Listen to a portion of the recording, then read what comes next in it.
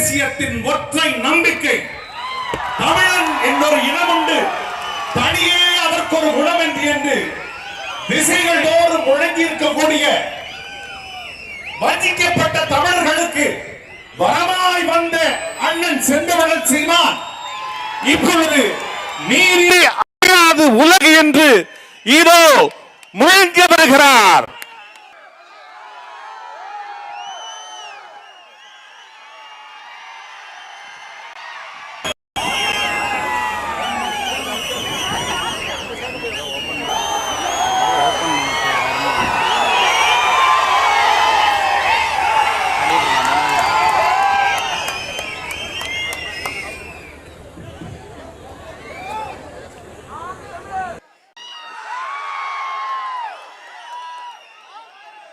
தஞ்சையிலே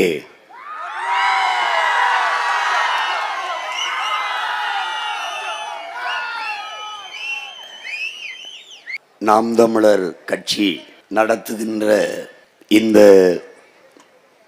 தண்ணீர் மாநாட்டிற்கு உணர்வு எழுச்சியோடு ஒன்று கூடியிருக்கிற என்னுடைய உயிரோடும் உணர்வோடும் கலந்து வாழுகின்ற அன்பு உறவுகள் அனைவருக்கும் வணக்கம். கர்நாடக மாநிலத்தில் பிறந்து 114 ஆண்டுகள் வாழ்ந்து போற்றத்தக்க ஒரு சூழியல் போராளியாக தான் பிறந்த மண்ணுக்கு நன்றி கடனாக பல்லாயிரக்கணக்கான மரங்களை நட்டு வைத்து வளர்த்த மகத்தான மகள் சாலுமரதா திம்மக்கா அவர்களுக்கு பெருமிதத்தோடு நம்முடைய புகழ் வணக்கத்தை செலுத்துவோம். நஞ்சில்லாத உணவு, அதுவே நம் கனவு என்று நமக்கு கற்பித்த நம்முடைய பெரிய தகப்பன், நாம் பச்சை புரட்சி என்று இவர்கள் கொண்டு வந்ததை விஞ்ஞானம் என்று கருதினோம். பிறகுதான் தெரிந்தது அது வியாபாரம் என்று இந்த தலைமுறை தமிழ் பிள்ளைகள் நமக்கெல்லாம் கற்பித்த பேராசான் இந்திய நெல் ஆராய்ச்சி கழகத்தினுடைய தலைவர் ராத்தேலால் ரிச்சாரியா அவர்கள் 22,792 பாரம்பரிய நெல் வகைகளை இந்த துணைக்கண்டம் முழுமைக்கும் பயணம் செய்து சேமித்து வைத்திருந்தார்.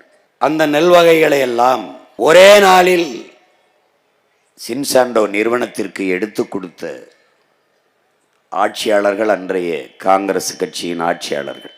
அந்த நாளில் 80 வயது நிரம்பிய ராத்தேலால் ரிச்சாரியா அவர்களும் இந்த நிலத்தில் நம்முடைய பெரிய தகப்பன் 2 பேரும் தான் எல்லாம் பறிபோனதே என்று அழுத பெருமக்கள். நம்மை போன்ற பிள்ளைகளுக்கெல்லாம் வேளாண்மையின் மீது ஒரு பெரும் காதல் வருவதற்கு காரணமாக இருந்த உன்னத்தி ஏறு உழவன் நம்முடைய பெரிய தகப்பன் நம்மாழ்வார் அவர்கள். இங்கே நான் உட்பட எல்லோரும் ஒரு பைத்தியங்கள் போல இங்கே இருக்கிற உண்மையிலே பல பைத்தியங்கள் பார்த்து கொண்டிருக்கிறார்கள். நாங்கள் பைத்தியங்கள் அல்ல, பைத்தியமா திரிகிறவர்களுக்கு வைத்தியம் பார்க்க வந்த வைத்தியர்கள் என்பதை சீமானுக்கு என்ன ஆயிற்று, மரத்தோடு பேசிக்கொண்டிருக்கிறார், அதற்கு ஓட்டாயிருக்கிறது என்கிறார்கள். நான் சொன்னேன், மரத்துக்கிட்ட என்னுடைய ஓட்டு இல்லை, மரத்துக்கிட்ட என்னுடைய உயிர் இருக்கு, அதனால் அதோட பேசிக்கொண்டிருக்கிறேன் என்று. இப்போ என்ன ஆயிடுச்சு, போய் தண்ணி இருக்கு, ஆடு மாடுகளுக்கெல்லாம் மாநாடு போடுகிறார் என்று. தாய் ஓராண்டு தான் பால் ஊட்டினான், ஆனால் இன்று வரை என்னுடைய தாய் பசு பால் ஊட்டி கொண்டிருக்கிறாள். அப்போ பால் ஊட்டிய தாய்க்கு பாசத்தோடு மகன் நன்றி செலுத்த வேண்டாமா? அதற்காகத்தான் இந்த மாட்டுக்கான மாநாடு. இன்று தண்ணீருக்கு மாநாடு. தண்ணீருக்கு என்ன வாக்கா இருக்குது? தண்ணீர்கிட்ட என் வாக்கு இல்லை, எங்கள் எல்லாருடைய வாழ்க்கை இருக்குது, அதனால தான் தண்ணீருக்கு மாநாடு.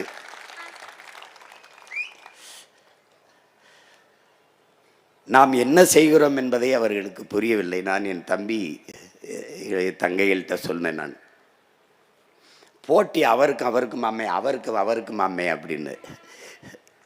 எங்களுக்கு no competition in the world. யாருமே எங்களுக்கு இந்த உலகத்தில் போட்டி இல்லை.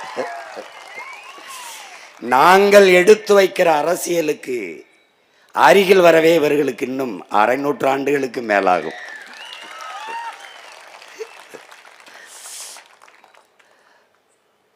நாங்கள் உலகத்தின் தலை சிறந்த பேரினத்தின் மக்கள். இங்கே பார்த்தீர்கள், அறிவியல் தொழில்நுட்பம் வளராத காலத்திலேயே 2000 ஆண்டுகளுக்கு முன்பு ஓடுகிற நீரை தடுத்து பாசனத்திற்கு பயன்படுத்தியவன் பரம்பரையில் வந்தவர்கள். இதுவரை எப்படி இந்த கோயிலை கட்டினான் என்று எவனாலும் கண்டுணர முடியாத அளவிற்கு உலகத்தின் முதல் அதிசயத்தை கட்டி எழுப்புவேன். என் பாட்டன் அருண்மொழி சோழன் 60,000 யானைகள். அந்த யானைகளுக்கு உணவு, அதை பராமரிக்க பாகன், அந்த யானைகளின் மீது நின்று போர் செய்ய போர் வீரர்கள், அவர்களுக்கு உணவு பயிற்சி. இந்த 60,000 யானைகளையும் கப்பலில் ஏற்றி கொண்டு போய் பல்வேறு நிலப்பரப்புகளை வென்றிருக்கான் என் பாட்டன் அரசேந்திரன். சண்டையே போட கிடையாது. ஒரு இடத்துல 60,000 யானையை வரிசையா நிக்க வச்சு 60,000 யானை மேலையும் ஏறி வாளும் வேலேந்தி நின்னா குதிரைப்படையில நிக்கிறவன் என்ன நினைப்பான் பாருங்க. கற்பனை செஞ்சு பாருங்க. 60,000 யானை அப்படி தட்டுன உடனே முன்னங்கால தூக்கி அப்படி தும்பிக்கைய தூக்கி புளிர்னா எல்லா பயிலும் கீழே போட்டு கறி, அரசேந்திரா எங்களை விற்று. அவன் போர்லாம் செய்ய வேண்டியல, யானை ஏறி மிதிச்சே பூரா பயிலையும் நசுக்கி கொண்டிருக்கும். பல பேர் பயந்து காலில் விழுந்து வணங்கினவன் தான். அப்பேற்பட்ட வீர பரம்பரையில் வந்தவங்க நாங்கள். இந்த நிலத்திலே இருந்த ஐயா மாண்புமிக்க கருணாநிதி அவர்கள், ஐயா எம்ஜிஆர் அவர்கள், அம்மையார் ஜெயலலிதா அவர்களை பார்த்து அரசியல் செய்ய வந்தவர்கள் அல்ல. என் இனத்தின் பரம்பரை வீரத்தை தன்னுடைய மரபணுவில் கொண்டு அடிமை வாழ்வினும் உரிமை சாவு மேலானது, சரணடைந்து வாழ்வதை விடவும் சண்டையிட்டு சாவது மேலானது, உயிரிலும் மேலானது நமது உரிமை. போராடினாலும் சாவோம், போராடாவிட்டாலும் சாவோம். ஆனால் போராடினால் ஒருவேளை வாழ்வதற்கு வாய்ப்புண்டு. அதனால் போராடி சாவோம் என்று அடிமை தமிழினத்தின் உரிமைக்காக களத்திலே பாய்ந்த மான மறவன் உடன் பிறந்த தம்பி தங்கைகளும் பிள்ளைகளும் நாங்கள். அவன் விரல் நீட்டிய திசையில் விரைந்து செல்கிற மக்கள் அரசியல் புரட்சி படைதான் நாம் தமிழர் கட்சி. இது என் மக்களின் வாக்குக்கானது அல்ல, வாழ்க்கைக்கானது. இது என் மக்களின் ஓட்டுக்கானது அல்ல, நாங்கள் பிறந்த பெருமை மிக்க நாட்டுக்கானது. அதனால் தான் சொல்லுகிறோம், எங்கள் அரசியல் வேறு, உங்கள் அரசியல் வேறு. நீங்கள் எப்படியாவது என் மக்களை ஏமாற்ற வேண்டும் என்று நினைக்கிறீர்கள்.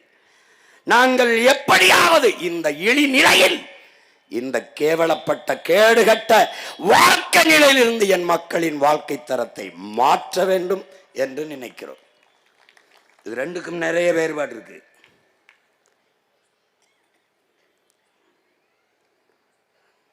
அதனாலதான் சொல்றோம், இந்த நிலத்தில் எங்களுக்கு போட்டி எவரும் இல்லை. நியாயமாக உண்மையிலேயே நான் பிறந்த ராமநாதபுரம் சிவகங்கை மண்ணில்தான் நடத்தியிருக்க வேண்டும். காரணம், தண்ணீரின் அருமையை பற்றி அதை உணர்ந்த மகன்தான் பேச முடியும். அரசு அதிகாரிகள் எல்லாம் தவறு செய்துவிட்டால் தண்ணில்லாத காட்டிற்கு பணியிடம் மாற்றுவார்கள். அது நான் பிறந்த மண்ணான ராமநாதபுரம் சிவகங்கைக்குத்தான் மாற்றுவார்கள். இன்றுதான் எனது மண் வறண்டு போனது.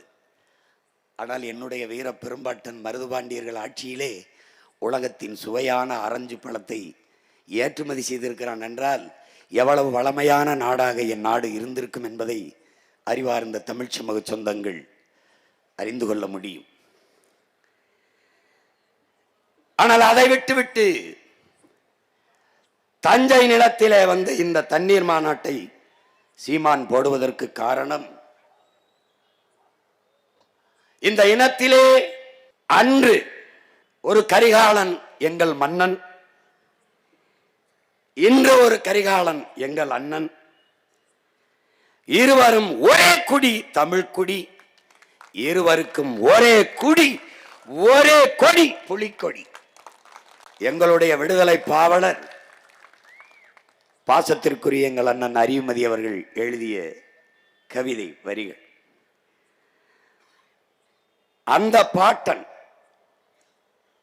இன்றைய கரிகாலனின் மகன், அன்றைய கரிகாலனின் பேரன் இந்த நிலத்தில் நின்று பேச காரணம், இந்த இனத்தில் ஒருவனுக்குத்தான் தண்ணீரை தேக்கி தண்ணீரின் சேமிப்பை உருவாக்கி நிலத்தின் வளத்தை பெருக்கி வேளாண்மையை செழிக்க வைக்க வேண்டும் என்ற அறிவு என் இனத்தில் அவன் ஒருவனுக்குத்தான் இருந்தது.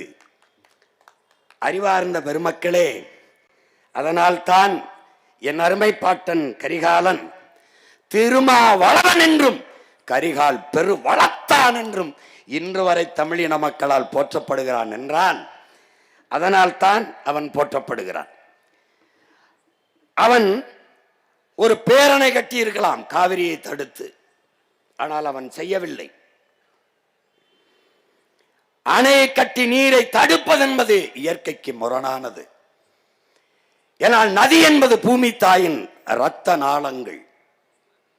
எவ்விடத்தே இருந்து நமக்கு மழை வந்தது? சூரியன் தந்தை கடல் தாய் இருவரின் இயற்கை புணர்ச்சியில் நீராவியாகி மேலே குளிர்ந்து போய் மேகமாகி மழையாக பொழிந்து நமக்கு நீர் வந்தது. திருப்பி தாயிடத்திலேயே பிள்ளையை சேர விடுவது இயற்கை. அப்படி நதியை உங்களுக்கு வேண்டிய தண்ணீரை தேக்கிக் கொண்டு மறுபடியும் தாயிடத்திலே சேர விட வேண்டும். அதுதான் இயற்கையின் விதி. அதை 2000 ஆண்டுகளுக்கு முன்பு உலகில் செய்த ஒரே ஒருவன் என்னுடைய பாட்டன் கரிகால் பெருவளத்தான் மட்டும்தான். அவன் நினைத்திருந்தால் இன்று காவிரியிலே பேரணை கட்டி நமக்கு தண்ணி தர மறுப்பது போல அவன் ஒரு பேரணையை கட்டியிருக்கலாம். அன்னைக்கு கர்நாடகாங்கிற ஒரு நாடும் இல்லை, கன்னடம்ங்கிற மொழியும் இல்லை. ஆனால் அவன் தடுப்பணை தான் கட்டினான். அது என்ன மாதிரி நீர் மேலாண்மை? ஒரு பசுமாட்டிடம் கண்ணுக்குட்டியை பால் குடிக்க விடுவோம். பசு தன் கண்ணுக்குட்டிக்கு பால் கறக்கிறோம் என்றுதான் கறக்கிறது. அது திரும்பி பார்க்க விடாமல் அதற்கு முன்னாடி வைக்கோலை போடுவோம், புல்லை போடுவோம், அது தின்று கொண்டு இருக்கும். கண்ணுக்குட்டியை விடுவோம், அது மாறிலை முட்டின பிறகு நம் கண்ணுக்குட்டி தான் குடிக்கிறது என்று அது பாலை சுரக்க ஆரம்பிக்கும். நாம் கறந்து நமக்கு வேண்டியதை எடுத்துக்கொண்டு பிறகு அந்த கண்ணுக்குட்டியை அவுத்து விடுவோம். கொஞ்சம் மாறுகளை பாலை மிச்சம் வைத்து விட்டு கண்ணுக்குட்டிக்கு. இதே முறையைத்தான் பாசனத்திற்கு பயன்படுத்த வேண்டும். அதை பயன்படுத்தியவன் நம்முடைய பாட்டன். இந்த முறையை கண்டுபிடித்தவன். இங்கே ஓடி வருகிற நதியை தனக்கு வேண்டிய அளவுக்கு ஆறு, ஏரி, குளம், குட்டை, கம்மாய், இந்த தாங்கள் ஏந்த இப்படி நீரை தேக்கிக் கொண்டு மறுபடி கண்ணுக்குட்டி தாயிடத்திலே பால் குடிக்க விட்டதை போல நதியை தாய் கடலிடத்திலே கடலம்மாவிடத்திலே சேரவிட வேண்டும். அப்படி தனக்கு வேண்டிய நீரை பேரணை கட்டி தேக்கிக் கொள்ளாமல் ஒரு தடுப்பணை கட்டி தேக்கி அதை மேலேறி தனக்கு தேவை போக மீதியை தாயிடத்திலே ஒப்படைத்தவன் நம்முடைய பாட்டன் கரிகால் பெருவளச்சோழன்.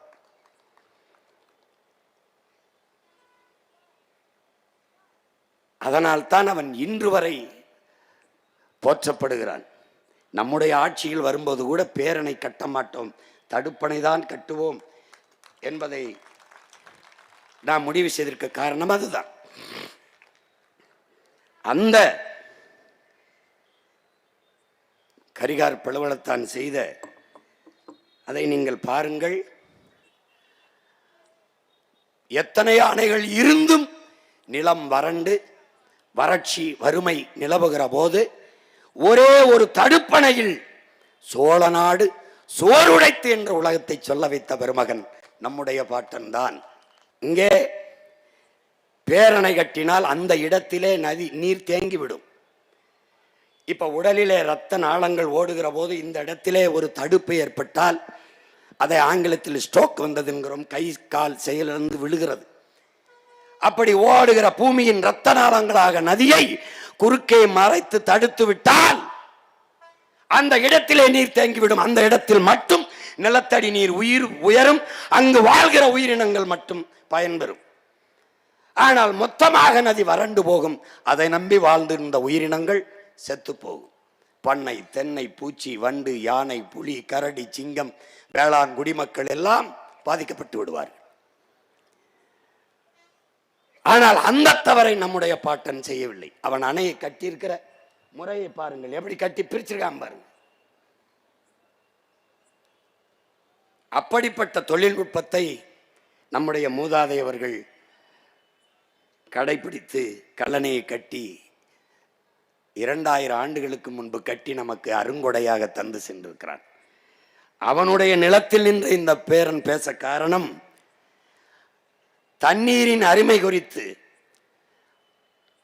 தண்ணீரின் அருமை தெரிந்து கல்லணை கட்டி தந்த என் பாட்டன் காலடிபட்டு நடந்த தஞ்சை மண்ணில் நின்று தண்ணீரை பற்றி பேச வேண்டும் என்று முடிவெடுத்தேன். அதுவும் அவன் கல்லணை கட்டிய திசையில் நின்று பேச வேண்டும் என்று அவனுக்கு நன்றி சொல்லி என்னுடைய வீர வணக்கத்தை செலுத்தி நின்று பேச வேண்டும் என்று நினைத்தேன். அதனால் இந்த நிலத்தில் நின்று பேசுகிறேன். அன்று முப்போகம் விளைந்த தஞ்சை விளைந்தால் தமிழ்நாட்டில் பஞ்சமில்லை, தமிழ்நாடு விளைந்தால் இந்திய துணைக்கண்டத்தில் பஞ்சமில்லை, பசி இல்லை. ஆனால் இன்று தஞ்சை எந்த காவிரியை தடுத்து கல்லணை எட்டி பாசனத்திற்கு நம் பாட்டன் பயன்படுத்தினானோ அதே காவிரியிலே 150 TMC தண்ணீரை பெற முடியாமல் அவன் பேரனும் பேத்திகளும் தவித்து போய் வறண்டு போய் வாழ்க்கை இருண்டு போய் நிற்பதை நாம் பார்க்கிறோம். 450 TMC 500 TMC தண்ணி வந்து கொண்டிருந்த காலத்தில் இன்றைக்கு 150 TMCக்கு 60-70 TMCக்கு. அதைத்தான் நம்முடைய அப்பா நல்லகண்ண அவர்கள், நல்லுசாமி அவர்கள் சொல்லுகிறார்கள். ஒவ்வொரு நாளும் எங்களுக்கு விநியோகம் செய்ய வேண்டும், நீரை பிரித்து தர வேண்டும் என்று. என் நீர் என்னுடைய உரிமை, தமிழ் தேசியத்தின் அடிப்படை உரிமை. அதை தர மறுக்கிறது கர்நாடகா, பெற்றுத்தராமல் வேடிக்கை பார்க்கிறது இந்த ஆட்சியாளர்களில். இந்திய நாட்டை ஆண்டு கொண்டிருக்கிற இந்த கட்சிகள் ஆட்சி. இதற்கு காரணம் என்னவென்பதை அறிவார்ந்த தமிழ் சமூக தம்பி தங்கைகள், என் உயிரினுமிரிய உடன் பிறந்தார்கள் தெரிந்து கொள்ள வேண்டும். இங்கே முப்போகம் விளைந்த நிலம் வறண்டு இன்னைக்கு ஒரு போகம் விளைவதற்கு கூட தண்ணீருக்கு ஊரான்ட்டே கையேந்திர நிலைமைக்கு நிற்க காரணம், இந்த இடத்திலே பாருங்கள், காவிரியிலே தொடர்ச்சியாக தண்ணீர் வந்து கொண்டிருந்தால் ஆற்று மணலை அள்ளி விற்க முடியாது. வளத்தை எப்படி அள்ளி விற்கிறான் பார். தண்ணி தொடர்ச்சியாக வந்து கொண்டிருந்தால் ஒரு இடத்துல மண் இருக்கா பாரு, மணலை அள்ளிட்டதுனால மண்ணு வந்துருச்சு. மண்ணு வந்துட்டதுனால செடி கொடி மரம் முளைச்சிருச்சு. ஆத்துக்குள்ள நடு ஆத்துல மரம் செடி கொடி முளைக்காது, 2 பக்கம் கரையில தான் நாதனம் முளைக்கும். ஆனால் மணலை அள்ளி விட்டால், மண் வந்து விட்டால் அங்கே மரம் செடி கொடி முளைச்சிரும், ஆறு செத்துரும்.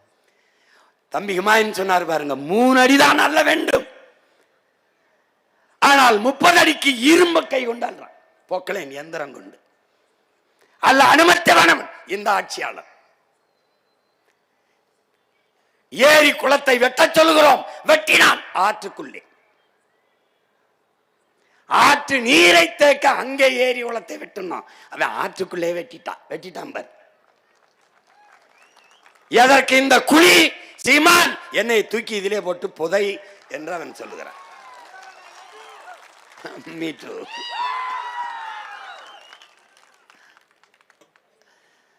புரியுதா? இந்த மணல் என்பது வெறும் மணல் அல்ல, இது உலகத்திலே மிகச்சிறந்த நீர் வடிகட்டி, உலகத்திலே மிகச்சிறந்த நீர் தேக்கி. இது மனித உடலுக்கு தோல், ஆற்றுக்கு மணல். இந்த மணலை அள்ளிவிட்டால் ஆறு செத்துவிடும். மனித உடலிலே தோலை எடுத்து விட்டால் மனித உடலிலே நோய் தொற்று வந்து எப்படி செத்து போவானோ அப்படி என் ஆறு செத்து போகும். அப்படி என்னுடைய காவிரி, பாலாறு, வைகை, தாமிரபரணி, நொய்யல் எல்லாம் செத்து போனது. 32 ஆறும் செத்து போனது. கொலைகாரர்கள் இந்த திராவிட திருடர்கள்.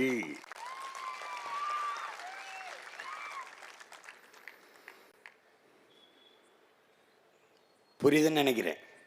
இதை விட பாடம் நடத்த இன்னொரு பேராசிரியர் வந்துதான் உனக்கு பிறந்துதான் வரணும். புரியுதுன்னு நினைக்கிறேன். இப்ப அந்த மண்ணள்ளி விற்கிறதுக்கு அவனுக்கு தண்ணி ஓடிக்கிட்டு இருந்துச்சுன்னா இந்த மாதிரி அள்ள முடியாது. அப்ப வள கொள்ளைக்கு அவன் தண்ணியை தர மறுக்கிறான். இன்னொன்னு என்ன பாரு, முப்போகம் விளைந்து கொண்டிருந்தால் என்னுடைய வேளாண் பெருங்குடி மக்கள், உழவர் குடிமக்கள் விளைநிலத்தை விட்டு வெளியேற மாட்டார்கள். விளைநிலத்தை விட்டு வெளியேறவில்லை என்றால் காவிரி படுகை முழுக்க இருக்கிற மீத்தேன், ஈத்தேன், ஹைட்ரோ கார்பன் என்ற அந்த எரிகாற்றை எடுக்க முடியாது. இந்த மீத்தேனுங்கிறது எப்படி உருவாகுது? இந்த ஹைட்ரோ கார்பன் இது எப்படி உருவாகுது? பல ஆயிரம் ஆண்டுகளுக்கு முன்பு பூமிக்குள்ளே புதைந்த மரம், செடி, கொடிகள் மக்கி புதைந்து காற்றின் அழுத்தத்தாலும் வெப்பத்தாலும் கரியாகி விடுகிறது. அந்த கரியாகுது, அதான் நிலக்கரி. உனக்கு தெரியும், நெய்வேலியில். அப்ப பல ஆயிரம் ஆண்டுகளுக்கு முன்பு எப்படி அந்த மரம், செடி, கொடி எல்லாம் பூமிக்குள்ள புதைஞ்சதுன்னா அத்தனை ஆயிரம் ஆண்டுகளுக்கு முன்னாடி எனது முன்னவர்கள் இந்த நிலத்தில் வாழ்ந்திருக்கிறார்கள். இன்னைக்கு கீழடியில தோண்டும் போது 2800 ஆண்டுக்கு முன்னாடி தமிழங்க வாழ்ந்திருக்கான்னு ஒரு அடையாளம் வருது இல்ல? அப்படி பூமிக்குள் தோண்டும் போது என் முன்னவர்கள் வாழ்ந்த இடத்திலே புதைந்த மரம், செடி, கொடி எல்லாம் இன்னைக்கு மக்கி மக்கி கரியாகி நிக்குது. அந்த கரிக்கு வெடிப்பு இருக்கு. இந்த கரிக்கடையில வெடிப்புக்குள்ள ஒரு காற்று இருக்கு. அந்த காற்று தான் இந்த மீத்தேன் எரிகாற்று, ஹைட்ரோ கார்பன் என்கிற இந்த உயிர் வலி எரிகாற்று. உனக்கு புரியுதுன்னு நினைக்கிறேன். இந்த எரிகாற்றை எடுக்கிறதுக்கு அவன் இதே மாதிரி காவிரி படுகையில் இருக்க மாதிரி கங்கை படுகையில் இருக்கா? இருக்கு. அப்ப ஏன் அங்க போடல? அங்க நல்லா ஆத்தாள் கம்மனுக்கும் பிறந்தவன் அவன் என்ன பண்றான்? அவன் அங்க ஆட்சியில் இருக்கான். நான் விறகு வச்சு கூட அடுப்பரிச்சுக்கிறேன், வெளியில போடான்ட்டான். இங்க 60 வருஷமா எனக்கு பெத்தவன் அப்பன எல்லாமே மற்றவனே இருக்கிறதுனால எவன் வந்தாலும் என் ஆத்தா தாலி எடுத்தானே, என் அக்கா தாலி எடுத்தானே, அவனுக்கு கவலை கிடையாது. அவன் போடுறான். இப்ப 3 போகை நிலம் விளைஞ்சதுன்னா இந்த நிலத்துல அவன் இந்த ஹைட்ரோ கார்பன், மீத்தேன், ஈத்தேன் எடுக்கிறேன்னு குழாய போட முடியாது. விளங்கிருச்சா? இப்ப அப்ப தண்ணி வரலைன்னா இந்த நிலத்தை வச்சுக்கிட்டு என்ன பண்றதுன்ட்டு, ஏப்பா இங்க ஒரு போட்டு எடுத்துக்கிறோம் அப்படின்னு எடுத்துக்கிட்டான். நான் முதல்ல இங்க வந்து இந்த மீத்தேன் எரிகாற்று ONGCக்கு எதிராக நான் போராட வரும்போது அவன் என்ன சொல்றான்ங்க, என்னை தனியா கூட்டிட்டு போய் அந்த அதிகாரி, ஐயா இங்க வாங்கய்யா 17 வருஷமா எடுத்துக்கிட்டு இருக்கீங்கிறான். என்னங்க சொல்றிய? ஆமாங்கய்யா 17 வருஷமா எடுத்துக்கிட்டு இருக்கீங்க. இந்த இடத்துல கிணறு, இந்த கிணறை போட சொல்லி அனுமதி கொடுத்தது யார் தெரியுமா ஐயான்னு கேட்டாப்ல. யாரு? உங்க சனந்தாயான்றாப்ல. எப்படிங்க, என்ன சொல்றீங்க? என்ன சொல்லி சொன்னீங்க? எப்படி எங்க நிலத்துல கிணற தோண்டுங்கன்னு சொன்னதே இவர்கள் தான். நான் கேட்ட, என்ன சொன்னீர்கள்? தோண்டிக் கொள்ளுங்கள் என்று சொன்னார்கள். மண்ணெண்ணெய் எடுக்க போறோம்னு சொன்னாங்க. எப்படி இருக்கு? மண்ணெண்ணெய் எடுக்க போறோம் என்று சொன்னதால் மண்ணெண்ணெய் தானே, சீமெண்ணெய் தானே எடுக்க போறான், எடுத்துட்டு போட்டும், என் நிலத்துல போட்டுக்கன்னா. அப்புறமா தான் தெரியுது அவன் எரிகாற்றை எடுக்கிறான். திடீர்னு தீப்பிடிச்சு எரியும் போதான் தெரியுது, அட பாவிகளான்னு அன்னைக்கு தான் தெரியுது. புரியுதா? இப்போ இந்த விளைநிலத்தை விட்டு வெளியேற்ற வேண்டிய தேவை இந்த ஆட்சியாளர்களுக்கு இருக்கு. பெரும் முதலாளிகளின் வள வேட்டைக்கு இந்த தரக அதிகாரங்கள் கைக்கூலிகளாக இருந்து வேலை பார்த்து எனக்கு காவிரியில் தண்ணி பெற்று தராமல் என் நிலத்தை வறண்ட நிலமாக்கி விளைநிலத்தை விட்டு வேளாண் குடிமக்களை வெளியேற்றி வள வேட்டைக்காடாக முப்போகம் விளைந்த தஞ்சை நிலத்தை தரிசு நிலமாக மாற்றி இருக்கிறார்கள். இதை எப்படி சரி செய்வான்? கரிகால் பெருவளத்தானின் பேரன் வருவேன், தண்ணீரின் தேவையில் தண்ணீரை அடைந்து எவனிடத்திலும் கை நீட்டாது என் அருமை பெரும்பாட்டன் அரசேந்திரன் வெட்டி கட்டிய வீராணம் ஏரியை தூர்வாரி 16 கிலோமீட்டர் என் மண் ராமேஸ்வரத்தில் இருந்து தலைமன்னாருக்கு கடலின் குறுக்கு பரப்பளவு 16 கிலோமீட்டர். அப்படி என்றால் சிறிய கடலை ஏரியாக வெட்டியவன் என் பாட்டன் அரசேந்திரன்.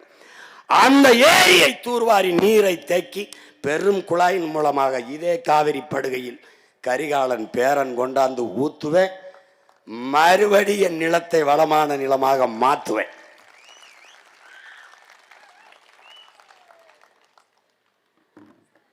பார்த்துக்கிட்டே வா, பார்த்துக்கிட்டே வா உனக்கு. அதனால இந்த தண்ணீர் என்பது மானுட தேவை மட்டும் அல்ல, அது உலக உயிர்களின் உயிர் தேவை. அதனால்தான் ஒவ்வொரு துளியும் உயிர் துளி, பல் உயிர்க்கும் பகிர்ந்தளி, பகுத்துண்டு பல் உயிர்கள் ஓம்புகள் நூலோர் தொகுத்தவற்றிலெல்லாம் தலை என்று நமது முன்னவன் மறையோன் வள்ளுவப் பெருமகனார் அருளிய மறைமொழிக்கேற்ப நீரின்றி அமையாது உலகு, அதை நினைவில் நிறுத்தி பழகு என்ற முழக்கத்தை முன்வைத்து தமிழ் இளம் தலைமுறைகளை, என்னரும் தம்பி தங்கைகளை இந்த நிலத்தை வளத்தை நாட்டை மக்களை பாதுகாக்கிற இளைய தலைமுறை புரட்சியாளர்களை உருவாக்க வேண்டும் என்ற உன்னத நோக்கத்தோடு கரிகாலன் கால்பதித்த மண்ணிலே நின்று அவன் பேரன் இன்று பேசிக்கொண்டிருக்கிறேன் தண்ணீர் என்றால் என்ன என்று. இங்கே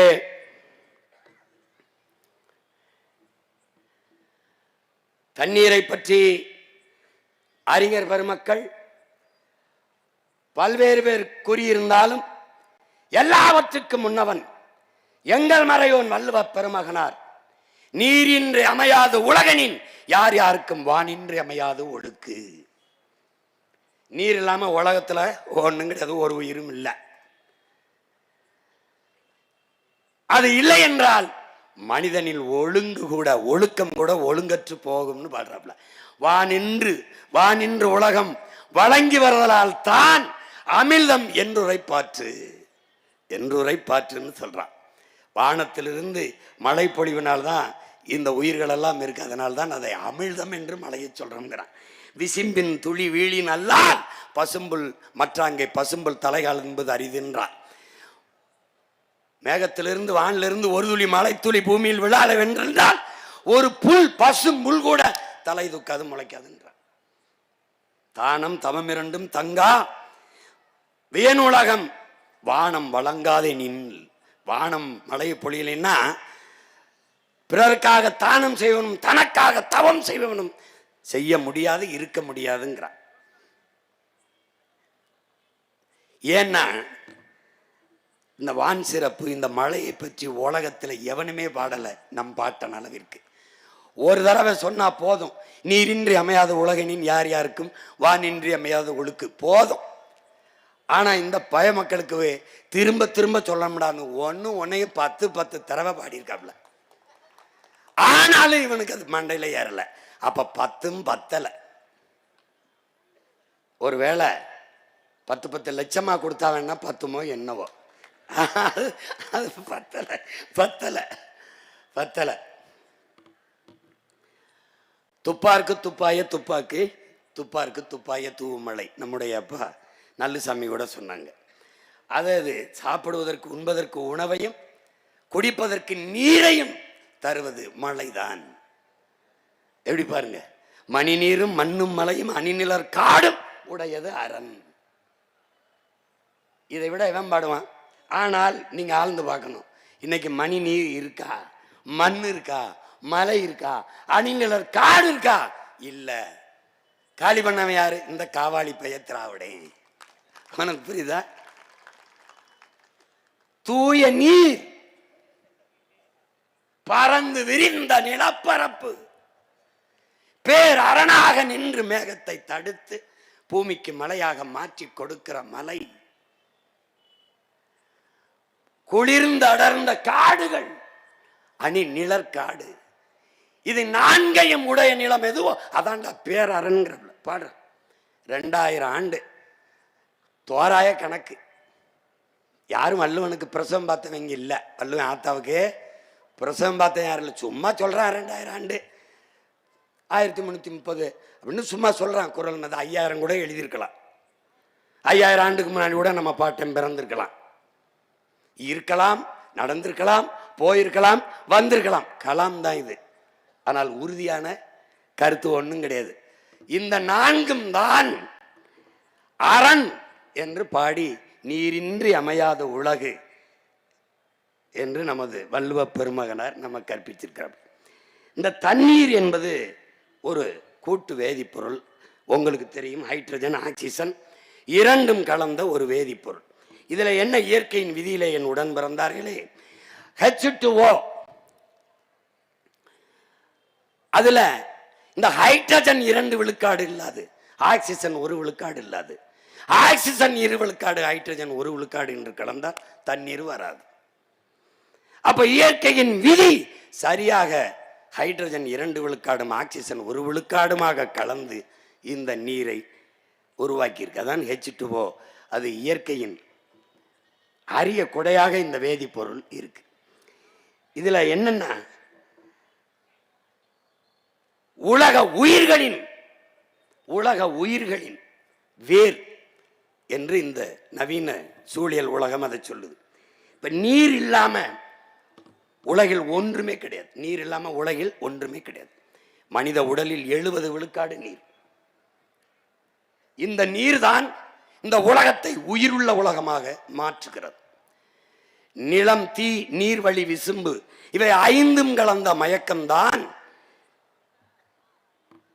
இந்த உலகம், பூமி என்று, இந்த உலகம் என்று நம்மளுடைய மூதாதை தொல்காப்பியர் பாடி வைக்கிறார். இந்த 5ல அவங்க 5 பூதம் என்கிறார்கள். நாம் 50 ஆற்றல் என்று தமிழ்ல சொல்றோம். இந்த 5ல் மிக முதன்மையானது இந்த நீராக இருக்கிறது.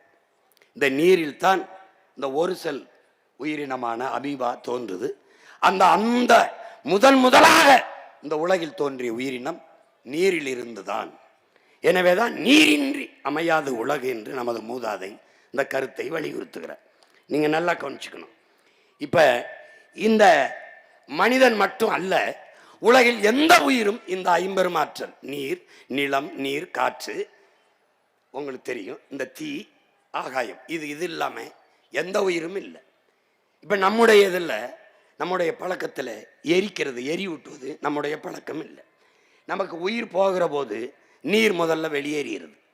அப்ப நீர் போனோன்னா உடம்பு குளிர்ந்துரும், காற்று போயிடுது, வெப்பம் தணிஞ்சிருது, உடம்புல நெருப்பு போயிடுது. எல்லாம் போன பிறகு கடைசியா என்ன இருக்கு? மண், நிலம். அதனால பூமியில தோண்டி நிலத்துல போட்டு புதைச்சிறதான் தமிழர் மரபு.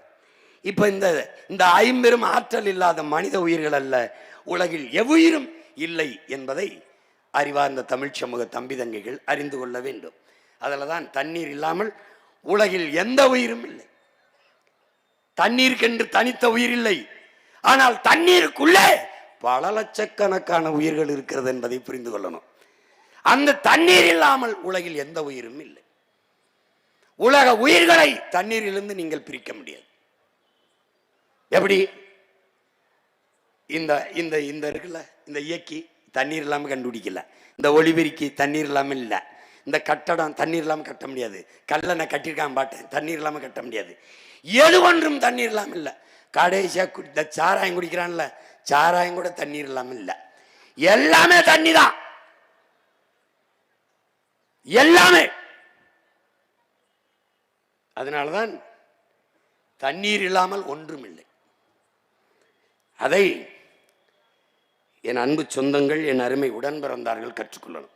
உயிர் உருவாவதற்கும் உயிர் வாழ்வதற்கும் அழிவதற்கும் நீர்தான் காரணமா இருக்கு. எனவே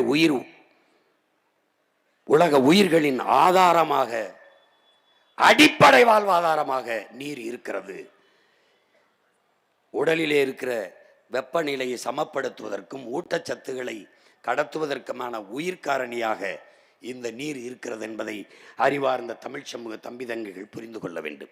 வேளாண்மை செய்வதற்கும் தொழிற்சாலைகளை நிறுவி வளர்ப்பதற்கும் எல்லாவற்றுக்கும் நீர் முதன்மையான காரணியாக இருப்பதால் தான் நீரின்றி அமையாது உலகு எனின் யார் யாருக்கும் வானின்றி அமையாது ஒழுக்கு என்ற ஆகச்சிறந்த மறைமொழியை நம்முடைய மூதாதை வள்ளுவ பெருமகனார் நமக்கு பகுத்து வகுத்து தந்திருக்கிறார் என்பதை என்னிலும் இளைய என் தம்பி தங்கைகள் புரிந்து கொள்ள வேண்டும். இப்போது உலகிலே 800 கோடி மக்கள் தொகை உலகெங்கும் பரவி வாழ்கிறார். இந்த 800 கோடி மக்களில் 100 கோடி மக்களுக்குத்தான் தண்ணீர் இருக்கிறது. இது நம்முடைய அறிவியலின் பேரடையாளமாக இருக்கிற ஐயா அப்துல் கலாம் அவர்கள் 100 கோடி மக்களுக்குத்தான் தண்ணீர் இருக்கிறது. அப்ப மீதி 700 கோடி மக்களினுடைய நிலை என்ன? 70 விழுக்காடு நீர் இருந்தும் 2 விழுக்காடு தான் குடிநீர் இருக்கிறது. அப்ப இந்த 2 விழுக்காட்டு குடிநீரை 10 விழுக்காடு 20 விழுக்காடாக உயர்த்துவது எப்படி என்று சிந்திக்காது, அதை விற்றால் நன்றாக சம்பாதிக்க முடியும் என்று சிந்தித்த மூளைதான் உலக உயிர்களுக்கு செய்த பெருந்துரோக சிந்தனை. அது எப்படா பெருக்கிறதுன்னு எந்த தலைவனும் யோசிக்கல. வித்தா நல்லா சம்பாதிக்கலாம். ஏன்? தண்ணீர் தவிர்க்க முடியாத உயிர் தேவை. கல்வி எப்படி, மருத்துவம் எப்படி, மின்சாரம் எப்படி, அதை விட தண்ணீர். குளிக்காமல் ஒரு வாரம் இருக்க முடியும், தண்ணீர் குடிக்காமல் எவ்வளவு நாள் இருக்க முடியும். அதனால் உயிர் ஆகாரமாக உயிர் தேவையாக இருக்கிற நீரை சந்தையாக்கினால் தவிர்க்க முடியாத சந்தை, செல்வத்தை குவிக்கலாம், வருவாயை பெருக்கலாம் என்று இந்த வியாபாரிகளின் மூளை சிந்தித்தது. ஏன் இந்த தண்ணீர் எப்படி விற்பனை பண்டமாச்சு? ஏன்னா உலகம் வர்த்தக மயமாகிவிட்டது. அறிவார்ந்த தமிழ் சமூக தம்பிதங்கைகளே, நமக்கு தண்ணீர் உயிர் தேவை. அதை விநியோகிப்பது, மக்களுக்கு தரமான தூய குடிநீரை கொடுப்பது அரசின் கடமை. இது சேவை. அறிவை வளர்க்கும் கல்வி மானுட உரிமை, அதை கொடுக்க வேண்டியது அரசின் கடமை.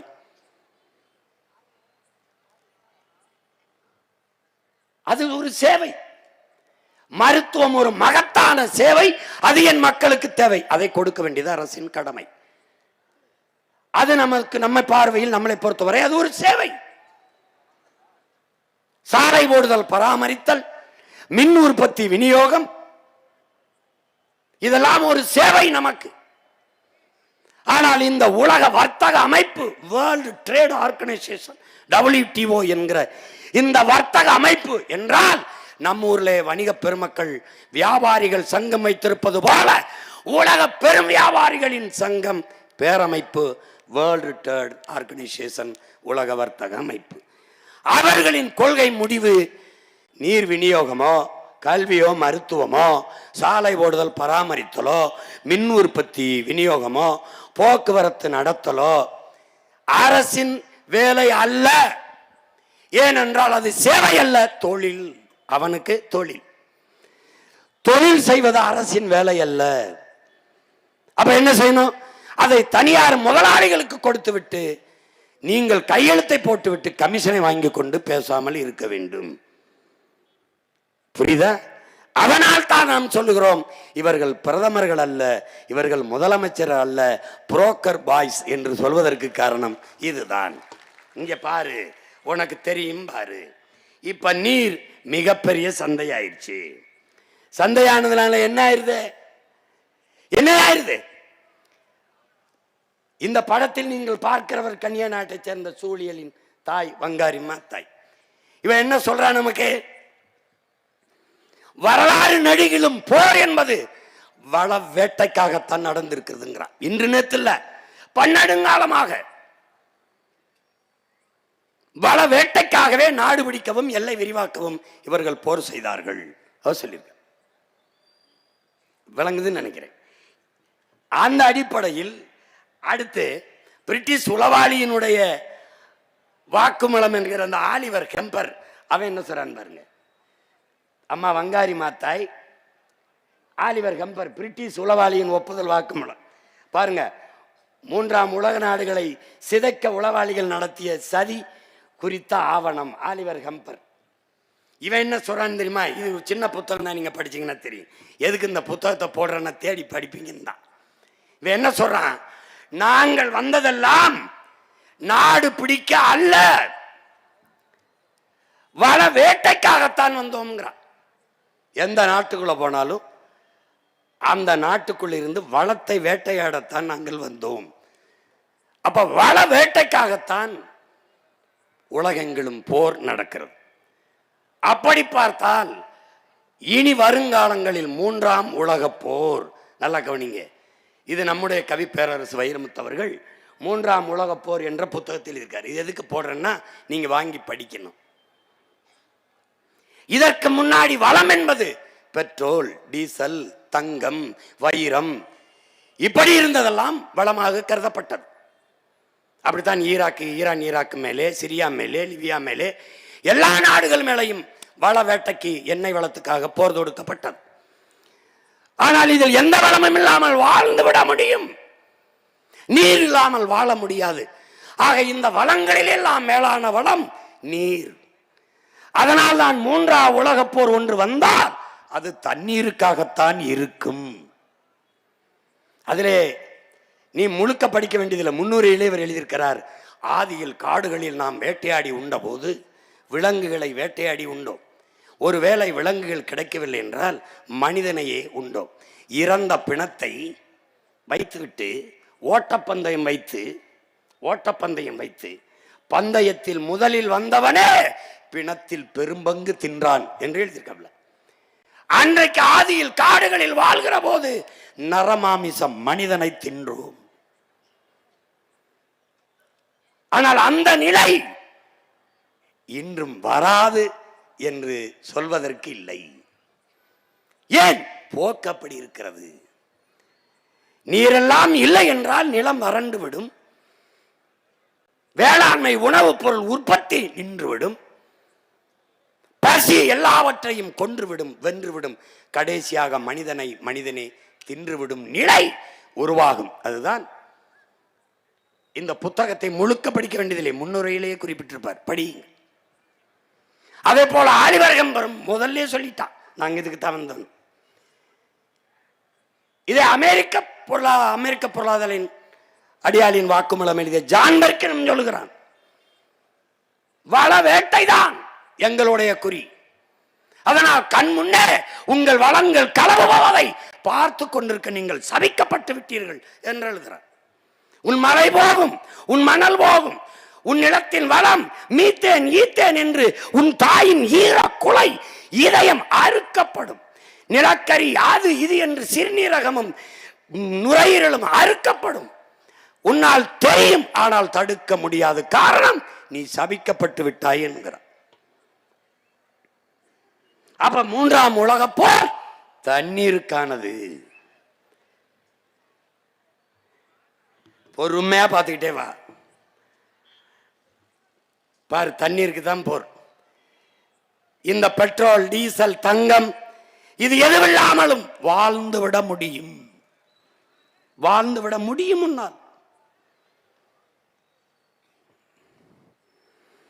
ஆனால் நீர் இல்லாமல் வாழ முடியாது. அதனாலதான் சொல்றான், இவர் இன்னும் பாரு, நீருக்காகத்தான், நீர் வளத்துக்காகத்தான் இனி எதிர்காலத்தில் போர். இங்கே அல்ல கவனி, ஒவ்வொன்னே சொல்றேன் பாரு,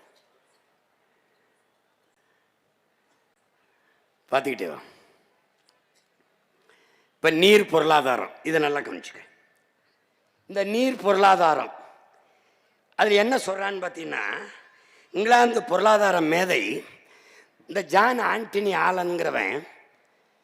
இந்த நீர், இவன் தான் இந்த ஜான் ஆண்டனி ஆலன். இவன் என்ன சொல்றான்னா, இந்த ஆசிய நாடுகள் இருக்குல்ல, நம்ம இந்தியா, இந்த நாடுகள் இதெல்லாம் தான் தங்கத்தை, பணத்தை வைத்து பொருளாதாரத்தை மதிப்பிடுது. எந்த நாடு அதிக தங்கம் வைத்திருக்கிறதோ அந்த நாடு பணக்கார நாடு என்று கணக்கிடுது. ஆனால் ஐரோப்பிய நாடுகள் நீரை வைத்து, எந்த நாடு நீரை அதிகமாக வைத்திருக்கிறதோ அந்த நாடுதான் உலகத்திலே பொருளாதாரத்தில் மேம்பட்ட நாடு என்று அவன் சொல்றான். அப்ப ஐரோப்பிய நாடுகள் எல்லாம் நீர் பொருளாதாரத்திற்கு வந்துருச்சுங்கிறான். அதுக்கு சான்று சொல்றான் இந்த பிரான்ஸ். இது யாரு? பிரான்ஸ்.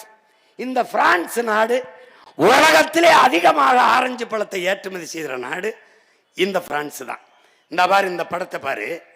உள்ள இந்த கையில ஒரு ஆரஞ்சு பழத்தை வச்சுக்கிட்டு பாக்குறான். இந்த ஆரஞ்சு பழத்தை புளிஞ்சினா எவ்வளவு தண்ணி வரும்னு நினைக்கிறேன்? அரை கோவலை வரும்.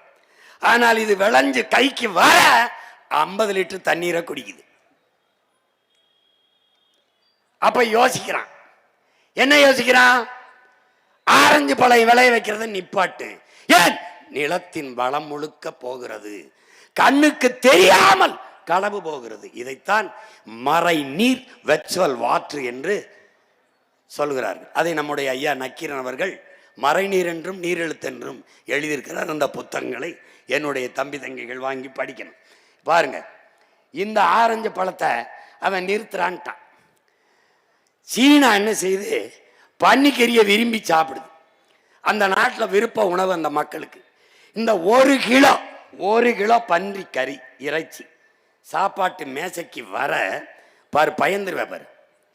1 கிலோ பன்றிக்கறி சாப்பாட்டுங்க 6000 லிட்டர் தேவைப்படுது. 1 கிலோ மேசையில் இப்படி வைக்க 6000 லிட்டர் தண்ணீர் தேவைப்படுது. எப்படி எப்படி எப்படி இருக்கு பாரு. அவன் என்ன பண்றான்? பன்றிக்கறியை வளர்க்கறது, திங்கிறத நிப்பாட்டவனா, வளர்க்கறத நிப்பாட்டுறான்றான். அப்ப என்ன செய்யலாம்? நமக்கு பன்றிக்கறிக்கு இறக்குமதி செஞ்சுக்கிடுவோம். எந்த நாடு எப்படியோ போகட்டும், என் நாட்டு நீர்வளத்தை காப்பாற்றுன்னு நினைக்கிறான். ஏன்? அவன் நான் முதல்ல சொன்ன மாதிரி நல்லா ஆத்தாள கப்பனுக்கு பிறந்துறேன். இப்ப என்ன பண்றான் பாரு, உலகம் இந்த நாடுகள் பூரா நீர் பொருளாதார கொள்கைக்கு வந்துருச்சு. அதனால இங்க பாரு, இந்த பாரு, இப்ப அமெரிக்காவை எடுத்துக்கிட்டியா, இவர் உலகத்துல எல்லா நாட்டுக்கும் ராணுவத்தை விற்பாரு, ராக்கெட்டை விற்பாரு, துப்பாக்கி விற்பாரு, பீரங்கி விற்பாரு, எல்லாம் விற்பாரு. ஆனால் சட்டி பணியை நம்மகிட்ட இருந்து வாங்குவார். இந்த பாரு, இங்க பாரு, திருப்பூர்ல இருந்தா சட்டி பணியை கொண்டு வராப்ல. ராக்கெட்டு விற்பாரு, அதுக்கு உதிரிப்பாங்கெல்லாம் விற்பாரு எஜமா. ஆனா ஜட்டி பணியன நம்ம ஊர்ல இருந்து கொண்டு வராப்ல. காரணங்கள் 2500 லிட்டர் தேவைப்படுதுரா ஒரு ஜட்டி. ஒரு ஜட்டிக்குடா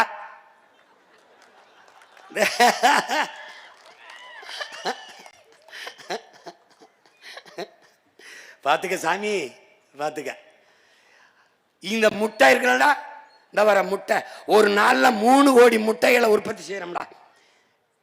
நம்ம அளவு கோச்சுக்குருவாங்க, என்ன இவர் மூடிடுவார். மூடல. நான் நாட்டுக்கோழி, என் ஆளுக்கு இந்த பாருங்க, என் நாட்டுக்கோழிக்கிடா ஒன்று வேணாம்டா. நான் ஏதோ சிந்தரை சதறதை போட்டு சாப்பிட்டு வச்சு கஞ்சியை போட்டேன்னா குப்பைமேட்டில் குஞ்சியை கூட்டிகிட்டு போய் கிளறி அவன் பாட்டு சாப்பிட்டா அவனே முட்டையிட்டா அவனே பிடிச்சிட்டு போயிடுவான்டா. இந்த பயவுளை அதை வளர்க்காம நாட்டுக்கோழி முட்டைக்கு நாக்க தொங்க போட்டு அலையுதுங்க. அவன் தேநீரில் காஃபியில் போட்டு முக்கி இந்த முட்டையை நாட்டு முட்டைன்னு விற்றுட்டு போயிட்டு இருக்கான்.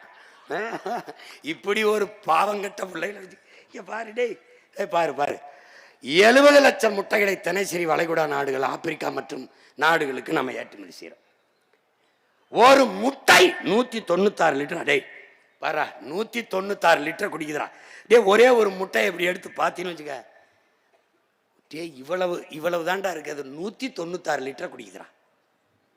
நீ காபி குடிக்கிறாய் 150 லிட்டர் குடிக்குதுடா. இந்த பாரா, இந்த கோவலையில இருக்கிறது எவ்வளவுடா தண்ணி இருக்கும்? 150 லிட்டர் குடிச்சிட்டு இந்த கோவலைக்கு வருதுடா இவ்வளவு. புரிஞ்சுன்னா நீ ஏதாவது ஒரு முடிவுக்கு வா. இப்ப என்னதானே செய்ய சொல்ற அப்படின்னு இரா நான் சொல்றேன், ஒரு கோப்பையில் 150 லிட்டர் மறை நீர். நம்ம தங்கச்சி ருசிச்சு தான் குடிக்கிறா. இந்த பன்னாட்டு நிறுவனங்கள் ஆண்டு கணக்கில், நீ நல்லா கவனிச்சுக்கணும். இப்போ உனக்கு சொல்றேன் பாரு அண்ணன், இந்த சென்னையில் கொரியன் முதலாளி ஹொண்டாய்னு ஒரு தனியார் முதலாளி ஒரு ஹொண்டாய் அப்படின்னு ஒரு கார் நிறுவனம் வச்சிருக்காப்ல. ஒரு கேள்வி அண்ணன் உண்ட கேட்கிறேன், இந்த கொண்டாய் முதலாளிக்கு தமிழ்நாட்டு இளைஞர்கள் இந்திய நாட்டு இளைஞர்களுக்கு வேலை கொடுக்கணும்னு என்ன வேளாங்கண்ணி மாதாட்ட, இல்லை எங்கள் ஊர் எங்கள் கோயில் எங்கள் குலதெய்வம் காளியாத்தாட்ட, இல்லை ஏதாவது சிவன் முருகனுக்கு எது வேண்டி நேர்த்தி கடனா? ஒன்றும் இல்லை. அப்போ எதுக்கு வரான்? அவன் நிலத்தில் அவன் வளத்தை பாதுகாத்து என் நிலத்தில் இருக்கிற நீரை வேட்டையாட வரான். இங்க வளர்ச்சி என்று கட்டமைக்கப்படுகிறது, வேலை வாய்ப்பு என்று காதிலே தேன் ஊற்றப்படுகிறது. ஒரு டன் எடையுள்ள கார் தயாரிக்க 4 லட்சம் லிட்டர் தண்ணீர். பாரு, நான் சொல்றேன் எத்தனை லட்சம் கார்கள் ஏற்றுமதி செய்யப்படுதுன்னு பாரு. இங்கே நிலத்தடி நீரை எவ்வளவு வேணாலும் நீங்கள் உறிஞ்சு கொள்ளலாம் என்று ஒப்பந்தம். உற்பத்தியிலே அரை மணி நேரம் 1 மணி நேரம் மின்சாரம் தடைபட்டால் ஏற்படுகிற இழப்பை மத்திய மாநில அரசுகள் ஈடுகட்டும் புரிந்துணர்வு ஒப்பந்தம். பிறகு உற்பத்தி செய்த பொருளை விரைந்து எடுத்து செல்ல 8 வழி 4 வழி சாலைகள். பிறகு மனித உழைப்பு இங்கே மலிவாக கிடைக்கிறது.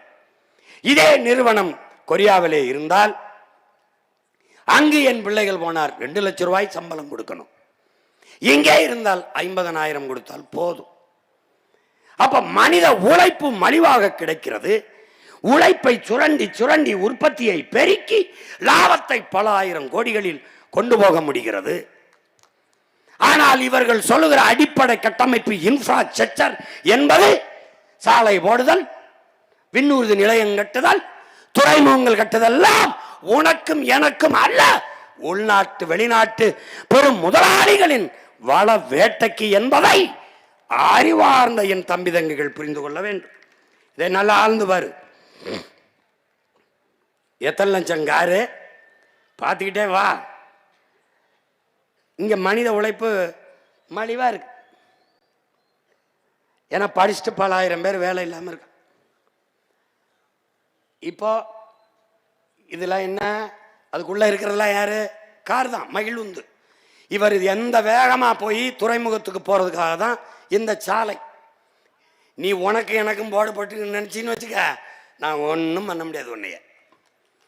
இவன் வந்துடா இங்க வர்றா, ஆலிவர் கம்பர் சொல்றான், அவன் ஜான் பெர்கின் சொல்றான், உங்கள் நாட்டு தலைவர்களுக்கு நாங்கள் கடன் கொடுப்போம், கடன் கொடுத்து கையெழுத்து போட வைப்போம்,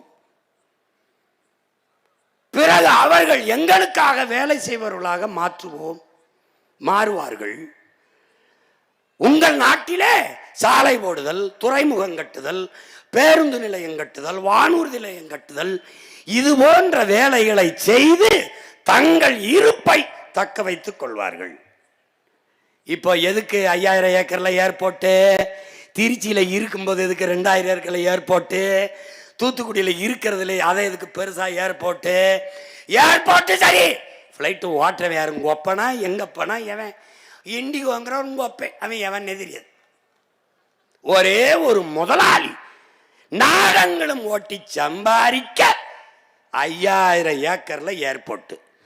இங்கதான்டா கரிகாலன் பேரன், கரிகாலன் மகன், பிரபாகரன் மகன் சொல்றேன், 5000 ஏக்கரில் ஏர்போர்ட் அல்ல, ஏற்பூட்டி உழ வேண்டும் என்று சொல்ற.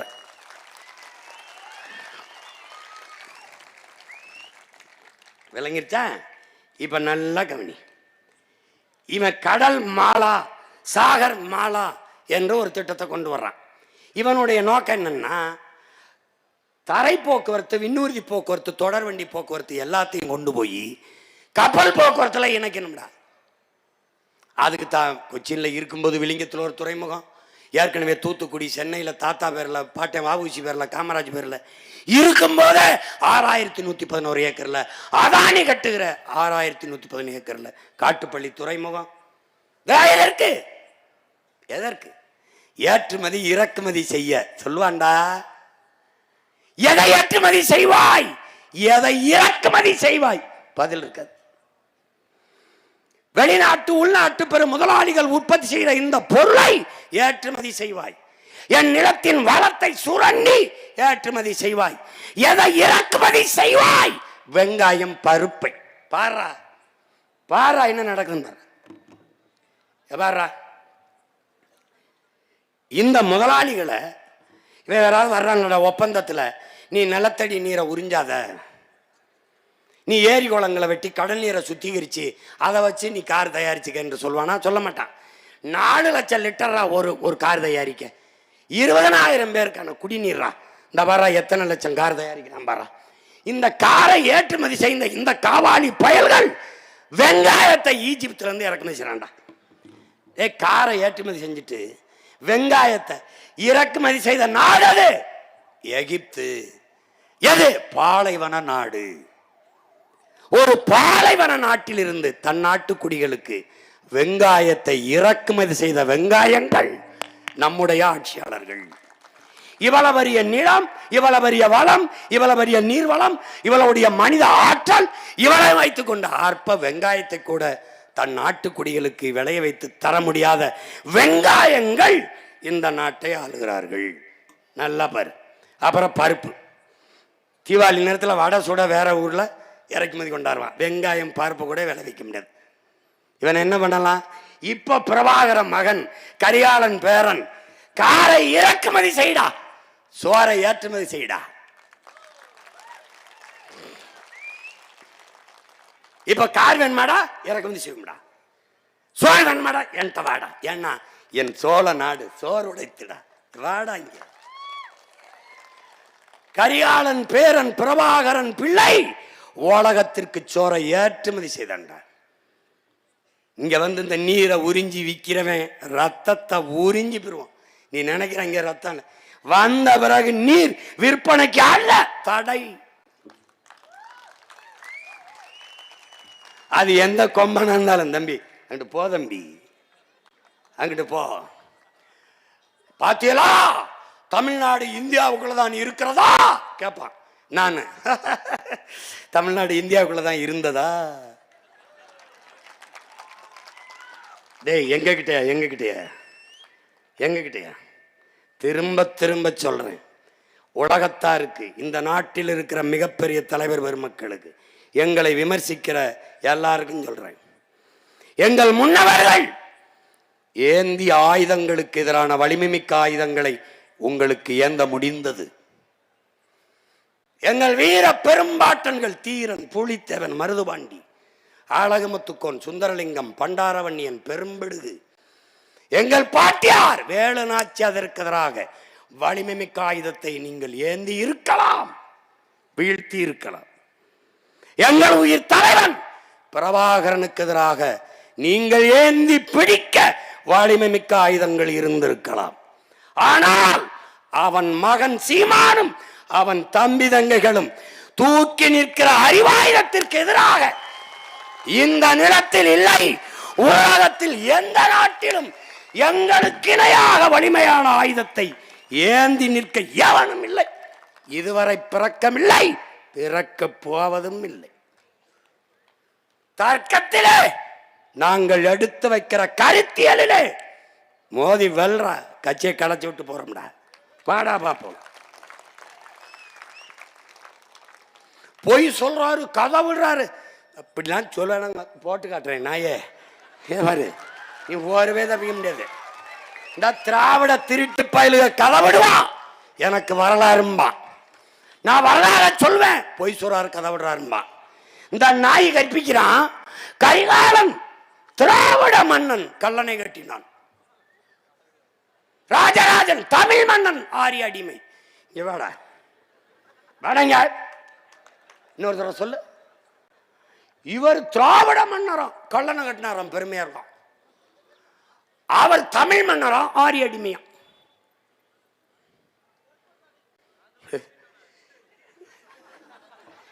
பைத்தியக்காரன், நானும் 15 வருஷமா நம்பி தெரிஞ்சுடா. என்னங்கய்யா, அன்பு தென்னரசு மட்டும் நல்லா சிரிப்பாப்ல. ஏனுகள எனக்கு முன்னாடி நின்றுகிட்டு இருந்தாப்ல.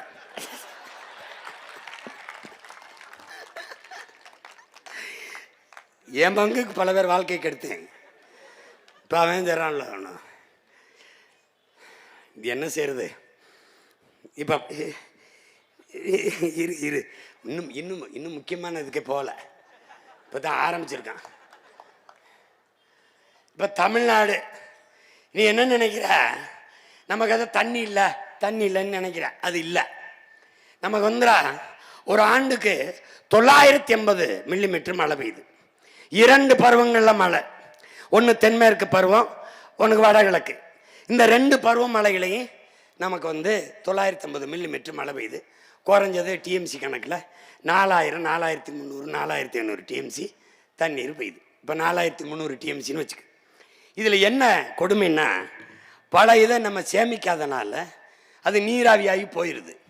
பல இது இந்த கழிவு நீர்களை விட்டு நாசம் பண்ணிடுறோம். பல இதை சேமிக்காம ஏரி குளங்களை, குட்டை கம்மாய்களை, தாங்கல்களை, ஏந்தல்களை வெட்டி சேமிக்காம கடலுக்குள்ளே விட்டுறோம். இப்போ எப்படி சீமான் நீ சரி செய்வ? 950 மில்லிமீட்டர் 1000 டிஎம்சி 1500 தான் எனக்கு அதிகபட்சமாக பயன்பாட்டில் இருக்கு. அப்போ நான் என்ன செய்கிறேன்? இன்னும் ஒரு 500-600 டிஎம்சியை சேமிக்கிற வேலையை செஞ்சுட்டேன்னா நான் எவனுக்கிட்டையும் கையேந்தி தண்ணீருக்கு நிற்க வேண்டியதில்லை. அப்போ நான் என்ன சொன்னேன்? அதிகாரத்துக்கு வந்தவொடனே கர்நாடகாவிலேருந்து எனக்கு தண்ணி தராதேன்னு சட்டசபையில் நான் உச்ச நீதிமன்றத்தில் ஒரு வழக்கு எப்படி போடுவேன்? கர்நாடகாவிலிருந்து எனக்கு தமிழ்நாட்டுக்கு தண்ணி திறக்கக்கூடாது. பெரிய வெள்ளமா இருந்தாலும் அவன் சிக்கி சாயன்மை ஒழிய எனக்கு தண்ணி தரக்கூடாது. அப்பா நல்லசாமி சிரிக்கிறாங்க பாருங்க. ஏன்னா எனக்கு போதுமான அளவுக்கு தண்ணீர் தேமிக்க கொள்ள ஆற்றல் கரிகாலன் பேரனுக்கு இருக்குமா இருக்காதா? இதெல்லாம் போர்க்கால நடவடிக்கையில் 10 ஏக்கர், 20 ஏக்கர், 100 ஏக்கர், 50 5000 ஏக்கர்ல ஏர்போர்ட் கட்டும் போது இங்க வா என்னை காப்பாத்து நீ ஆத்தால போய் கத்துறான்லடா. நான் அவன் மயம் போய் கேட்கிறேன்டா. இதுல 1000 ஏக்கர்ல ஏறி வெட்டும் ஆத்தானா எடுத்துக்கடா நான் பெத்த மகனேன்னு சொல்லுவாடா. அவன் வெட்டுவேன், நீரை தேக்குவேன். ஏறினா 2000-3000 ஏக்கர்ல இருக்கிறதா ஏறின்னு நினைக்காத. சின்ன சின்ன சின்ன தர நீ எழுதி வச்சுக்கடா. விண்ணூர்தியில் பயணிக்கிற போது குனிந்து பார்த்தால் தேகத்தில் எப்படி தேமல் விழுந்து கிடக்குமோ அப்படி என் தேசத்தில் பார்க்கிற இடமெல்லாம் நீர் தேமல்கள் விழுந்து கிடக்கும்டா.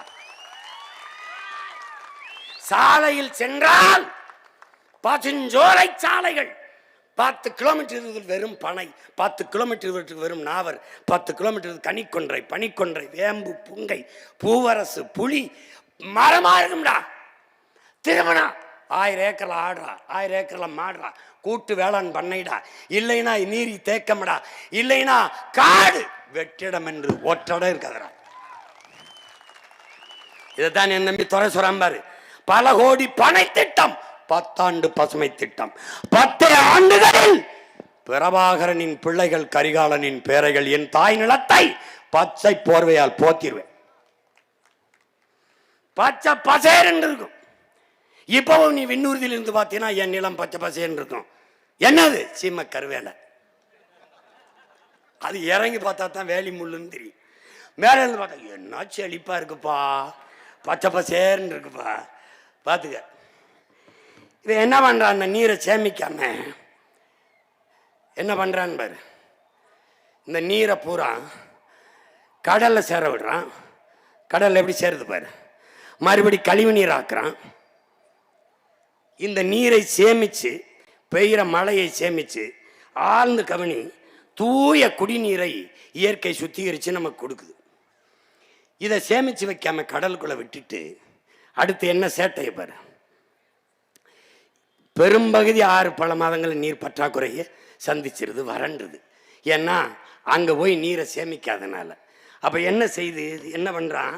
நீரை கடலில் விட்டுட்டு கொஞ்ச நாள் கழித்து இந்த கடல் நீரை சுத்திகரித்து குடிநீர் ஆக்கிறேன் உங்களுக்கு கொடுக்குறேன்ட்டு போட்டிருக்கான் பாரு.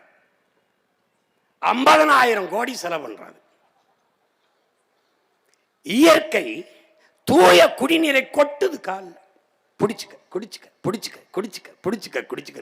நீ கொழுப்படுத்து போய் அதில் திருப்பி விட்டு அதை சுத்திகரிக்கணும். அது சிரிக்குது. ஏடா பைத்தியக்கார பைய மக்களை, ஏடா உங்களுக்கு அறிவில்லையேடா, அறிவில்லை. கடவுள் கடவுள் ஒருத்தன் படகுல போய் விழுந்துட்டான் கடலுக்குள்ள. கடவுளே என்னை காப்பாற்றணுன்னு ஒரு படகுல வருது. ஒரு படகு வா வா அப்படின்னு வந்து பிடிடா கையை, படகுல ஏறான்னு. நீ போ, கடவுள் வரணும், வர்றாரு, கடவுள் வருவாருன்ட்டு எவ்வளோ சொல்லிட்டே வாடா, வரமாட்டேன்டான், போயிட்டாப்ல. திருப்பி ஒருத்தன் உலங்கூர்தியில் வரான் ஹெலிகாப்டரில், கட கட கட கட கட கட கட கட கட கட. டே வாடா, அந்த கையை பிடிச்சிட்டு மேலே வாடா. போயா, கடவுள் வருவார் என்னை காப்பாற்ற. போயிட்டாரு. திருப்பி கப்பல் வருது, கப்பல். வாப்பா, கப்பல்ல ஏறுப்பா. வரமாட்டேன், என்னை காப்பாற்ற கடவுள் வருவாருன்னு வம்படியா நிற்கிறாப்புல. இப்போ போயிடுச்சு கப்பல். கடைசியாக தண்ணியை குடிச்சு சாக போகிறேன். அப்போ ஒருத்தர் கேட்குறேன், 3 உங்களை வந்து இவ்வளவு நம்பி இருக்கான்னு. டேய் பைத்தியக்கார பையில, 3 தடவை போனேன், படகுல போனேன் வாடான்னு கூப்பிட்டேன். மறுபடி இதில் உலங்குருதியில் போனேன் ஹெலிகாப்டரில், மறுபடி கப்பலில் போனேன். அவன் எங்கடா என்னை நம்பினா? கடவுள்னா எப்படா வரும்? நான் தான் 3 முறை போய் வாய்ப்பு கொடுத்தேன் வாடான்னு. அப்புறம் வரலைன்னா சாகிறத தவிர என்ன பண்ணுறது? அவன் சாக வேண்டிய ஆள் தான் விட்டு விட்டாப்ல. புரியுதா? அது மாதிரி இந்த மழை, இந்த கடல், இந்த சூரியன், இந்த மேகம் எல்லாம் பார்த்து சிரிக்குது. பைத்தியக்கார பைய உள்ள. டே, அதுக்கு தாண்டா தண்ணி குடிங்க, வாட்டர் குடிக்காதீங்கன்னு சொல்றேன். சோறு தின்னுங்கடா, ரைஸ் திங்காதியடா, சாதம் திங்காதியடா, மானங்கிட்ட அறிவு கட்டு போயிருவியடான்னு அதுக்கு தான் சொல்றேன். தண்ணீரை கொண்டு போய் கடல்ல விட்டுவிட்டு அந்த காவாளி பயலுக 50,000 கோடிக்கு சுத்தி இருக்கிறான். 50,000 கோடிக்கு எத்தனை நீர்த்தேக்கங்களை வெட்டி இருக்கலாம் என்று அறிவார்ந்த தமிழ் சமூக பிள்ளைகள் நீங்க ஆழ்ந்து அறிந்து சிந்திக்கணும். பாரு, எத்தனை ஏரியா வெட்டியிருக்கலாம். இங்க பாரு, இது மாதிரி எத்தனை ஏரியா வெட்டியிருக்கலாம், எத்தனை ஏரி. இது யாரு? மின்விசிறி, மாவரைக்கிற எந்திரம், மடி கணினி, தையல் மிஷினு, சைக்கிள். பாரா, பார்த்துக்கிட்டே வாடா, சைக்கிள்ரா, சைக்கிள். நல்லா கவனிடா. வண்ண தொலைக்காட்சி பெட்டிடா, ஐயா உபயம்டா. வண்ண தமிழ்நாடு அரசு வண்ண தொலைக்காட்சி பெட்டி பார்த்துக்கடா. மடி கணினி நல்லா கவனிச்சுக்கடா. டே பாரா, பாரா, இங்க கவனிடா. இங்க கவனிடா. ஏண்டா எல்லாத்தையும் இலவசமா கொடுத்த அந்த பயமக்க, ஏண்டா தண்ணீரை மட்டும் 10 ரூபாய்க்கு வித்தா? அங்கதான்டா நீ யோசிக்கணும். ஏன் ஒரு மடிக்கணினி என்ன விலை, ஒரு மாவு அரைக்கிறது என்ன விலை, ஒரு இந்த மாவை ஆட்டுறது எம்பிட்டு, ஒரு மசாலா எந்திரம் எவ்வளவு, மசாலா அரைக்கிறது, ஒரு மிதிவண்டி, எல்லாம் இலவசம்டா. நம்ம வந்து இலவசத்தை எதிர்த்த உடனே விலையில்லா மடிக்கணினி, விலையில்லா மிக்சி. நான் கேட்டேன், அம்மா எங்களுக்கு விலை இல்லை. ஐயா எங்களுக்கு விலை இல்லை, உங்களுக்கு அந்த அவன் கொடுக்குறவனு விலை இல்லாம கொடுத்துட்டானா? இதையெல்லாம் இலவசமாக தர முடிந்த இந்த அதிகாரங்களால் உயிர் தேவையான நீரை தன் நாட்டு குடிகளுக்கு, தரமான தூய நீரை ஏன் இலவசமா தர முடியவில்லை? ஏன் தர முடியாது என்றால் கவனி, இதுதான். இலவசமா கொடுத்து விட்டால் இந்த நீரை உறிஞ்சி விற்கிற முதலாளிகள் பாதிக்கப்படுவார்கள். முதலாளிகள் பாதிக்கப்பட்டால் என்ன இழப்பு? இவர்களுக்கு அவர்களிடத்தில் வருகிற கமிஷன் போய்விடும். அதனால்தான் இவர்களை ஆட்சியாளர்கள் அல்ல, தரகர்கள், புரோக்கர்கள் என்று நாம் சொல்ல காரணம் இதுதான். இப்ப நாம் வரும்போது எது ஒன்றும் இலவசம் அல்ல. தூய குடிநீர் என் மக்களுக்கு இலவசம், அறிவை வளர்க்கும் கல்வி என் மக்களுக்கு தரமான சிறந்த உயர்ந்த கல்வி இலவசம், உயிர்காக்கும் மருத்துவம் உலகத்தரத்திற்கு இலவசம். பாரு, போத்தல் அடைச்சி விற்கிறான் முதலாளி. தூய குடிநீர் என்று அவன் சொல்றான். இது தூயதல்ல தீயது என்று நாம் சொல்றோம். இந்த புட்டி நீர் ஒவ்வொரு நொடிக்கும், ஒவ்வொரு 8 நொடிக்கும் பல குழந்தைகள் உயிரிழக்குது. ஏன்னா தூய குடிநீர் என்று அவன் நஞ்சை வியாபாரம் பண்றான். நீ இதை பாரு, உனக்கு பார்க்கும்போது தான் உனக்கு தெரியும். மேத்யூ பார்லோ என்கிற நீரியல் எழுத்தாளர் என்ன சொல்றான், இதுல நச்ச கலக்கிறான்டாங்கிறான். இந்த நீர் குடிக்கும்போது ஒரு சுவை வருவதற்காக அவன் இது தூய நீர் அல்ல பாரு, so pure we promise nothing. இந்த பாரு அவன் என்ன பண்றான், இந்த நீரை தூய குடிநீர் என்று டயமெத்தோட் இந்த இந்த இந்த இந்த இந்த விஷம் மருந்து கலக்கிறான். 13 மடங்கு இதில் கலக்கிறான். இது பூச்சிக்கொல்லி அல்ல, உயிர்கொல்லி. இதனால என்ன வருதுன்னு நீ நினைக்கிறீன்னா, பிறக்கும் போதே குழந்தை புற்றுநோயோட பிறப்பது, தாய்களுக்கு மாறு புற்றுநோய் வருவது, 3-4 வந்தது டைமெத்தட். இதில் பார்த்துக்க, உயிர்கொல்லி. பூச்சிக்கொல்லின்னு சொல்லக்கூடாது. ட்ரஸ்ட் இன் எவரி ட்ராப் என்ன சொல்கிறான் பாரு. பூச்சிக்கொல்லின்னு ஏன் சொல்லக்கூடாதுன்னா, அப்பாட்ட கேட்குறாங்க, பூச்சிக்கொல்லின்னா பூச்சிக்கொல்லியை குடித்தா நீ உயிரோடு இருப்பியா, செத்து போவ. அப்படின்னா அதுக்கு பூச்சிக்கொல்லி இல்லை, உயிர்கொல்லி. அதனால இது உயிர்கொல்லி. இந்த நீரை நாம் குடிக்கிறோம். அது குடிக்கிற தன்மையோடு இருக்கா? ஆர்கனோ பயாபாஸ், இந்த ஆர்கனோ குளோரிஃபார்ம், இந்த பாரு இதில் அந்த இங்கே பாரு, சுழியம் புள்ளி, சுழியம் 5 மில்லிகிராம் மேலே இருக்கக்கூடாது. ஆனால் சுழியம் புள்ளி, சுழியம் 7-3 மில்லிகிராமுக்கு அவன் கலக்கிறான். இந்த பாரு,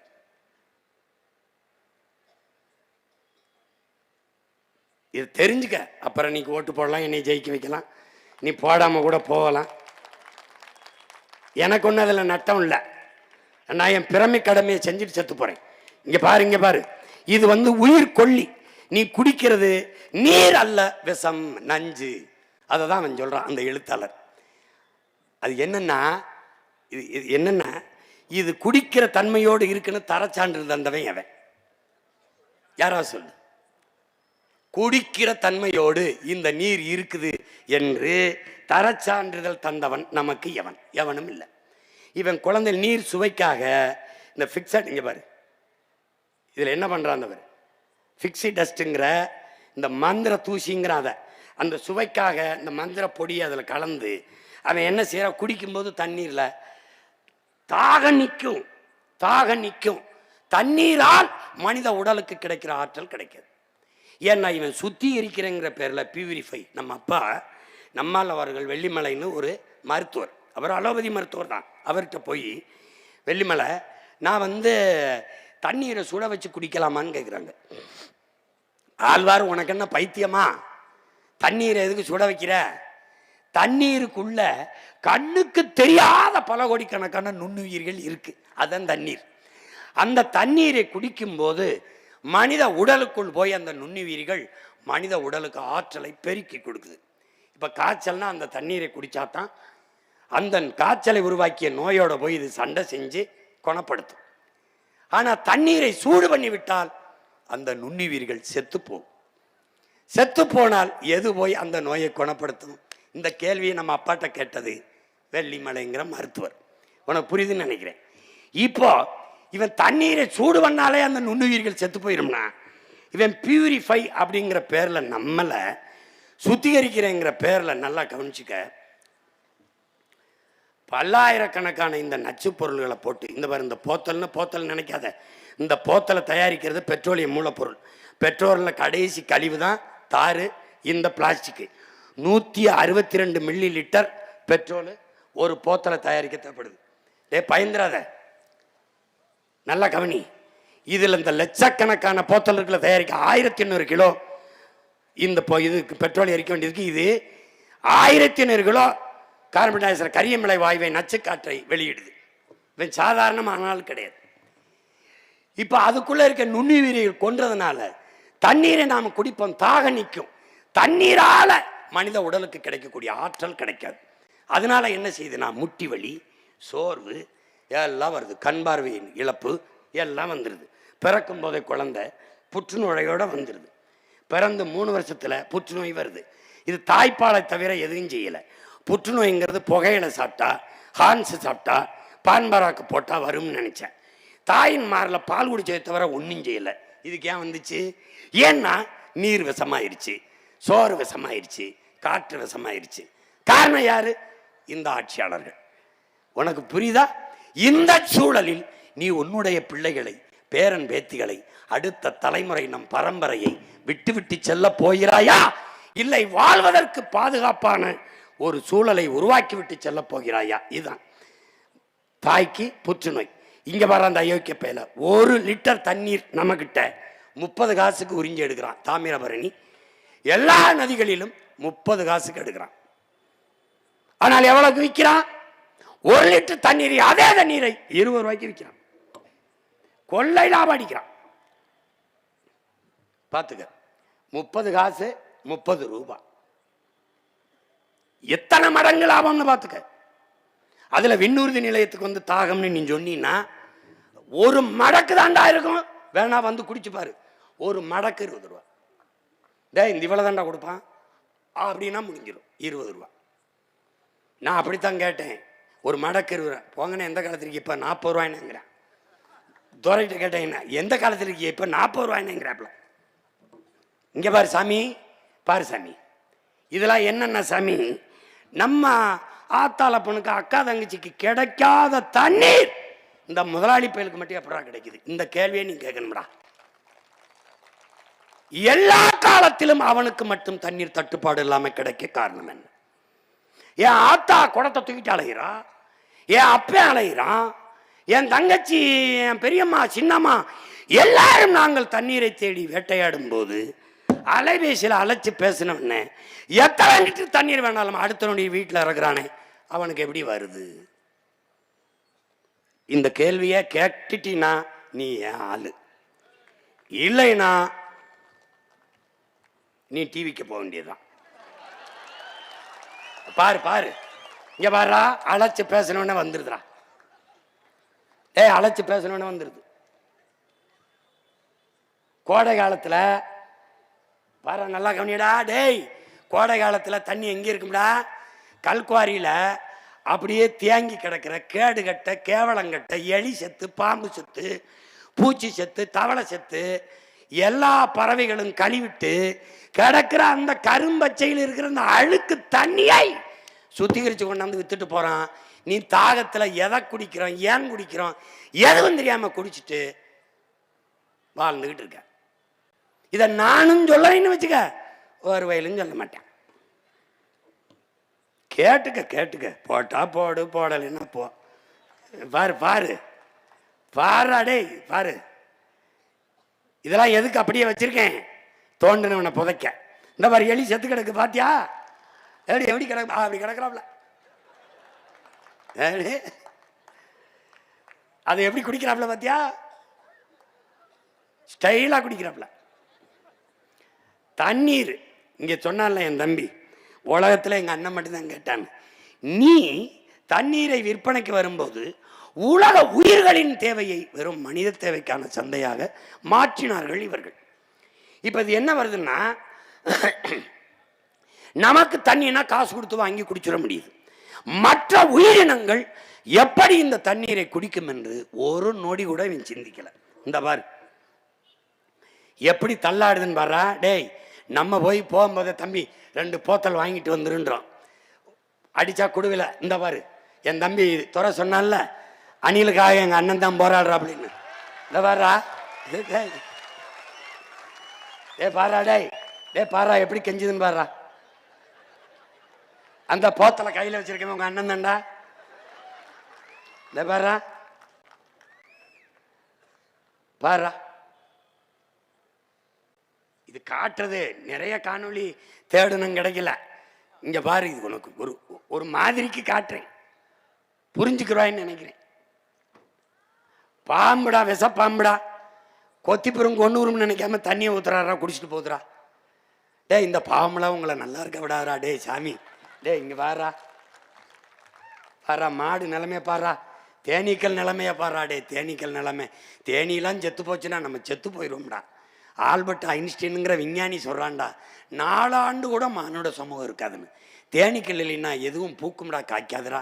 மிகப்பெரிய உணவு பஞ்சம் வந்து சோத்துக்கு இல்லாமல் செத்து போயிடுவோம்டா. பாராடே பாடுறா, இந்த சிட்டுக்குருவிலாம் பண்ண பாவம் என்னடா?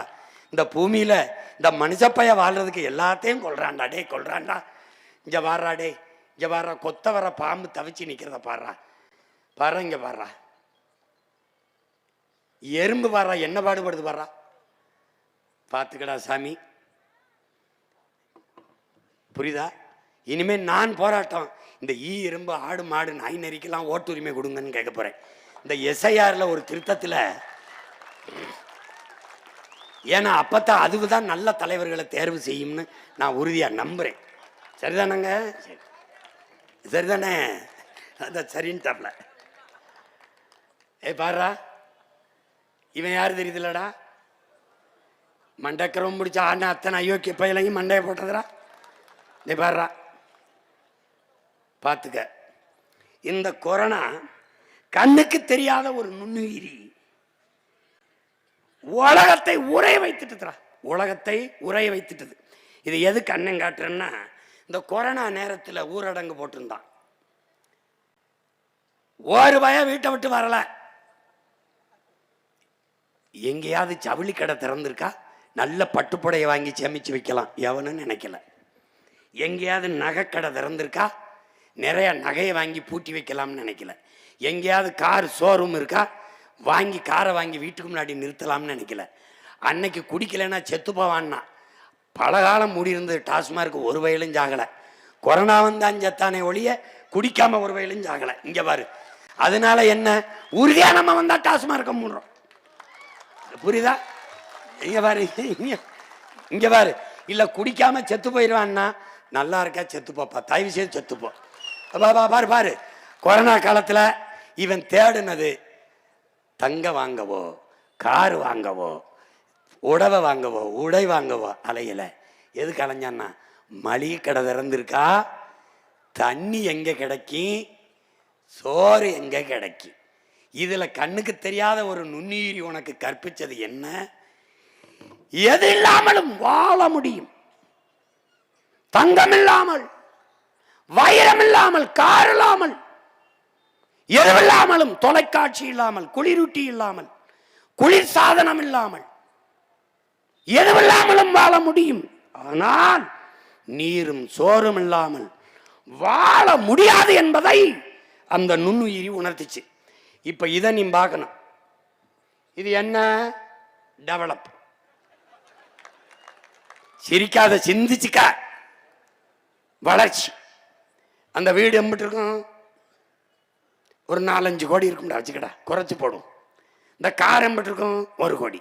இதுக்கு பேர் என்ன? வளர்ச்சி. காரு நிறைய பெட்ரோல் இருக்கு, பேர் என்ன?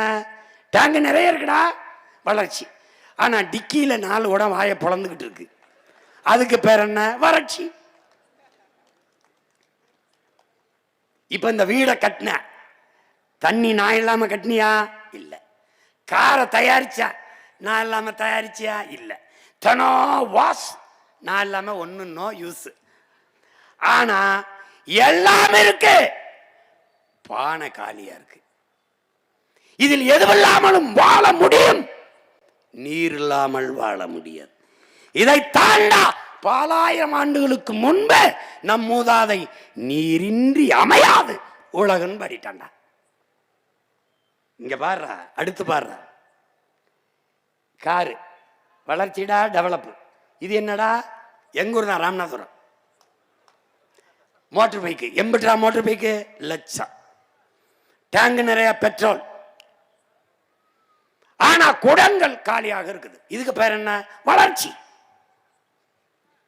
வளர்ச்சி. நீர் வேட்டைக்கு கற்கால மனிதர்களை போல எங்களவர்கள் கற்காலத்தில் கூட நாம் இவ்வளவு நீர் வேட்டைக்கு போல. ஏன்? நீர் இருந்தது.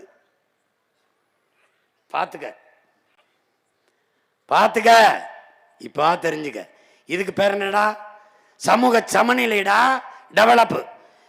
அடுக்கு மாடி கட்டடம், குளிக்க நீச்சல் குளத்தில் தண்ணீர், பக்கத்திலே தாய்மார்கள் வெறுங்குடத்தோடு குடிக்க இல்லை தண்ணீர். பேர் என்னடா? டெவலப்டா. டேய், என் உடன் பிறந்தானே, டெவலப். இது என்னடா? டெவலப். இதெல்லாம் வளர்ச்சியில் வருகிறது. என் உடன் பிறந்தவனே, வளர்ச்சியில் வருகிறது. பார்த்துக்க. செல்போன் இல்லாம, ஏசி இல்லாம, ஃப்ரிட்ஜ் இல்லாம, நகை இல்லாம, எதெல்லாமல் வாழ முடியும். ஆனால் நீரும் சோறும் இல்லாமல் உன்னால் வாழ முடியாது. பார்த்துக்க.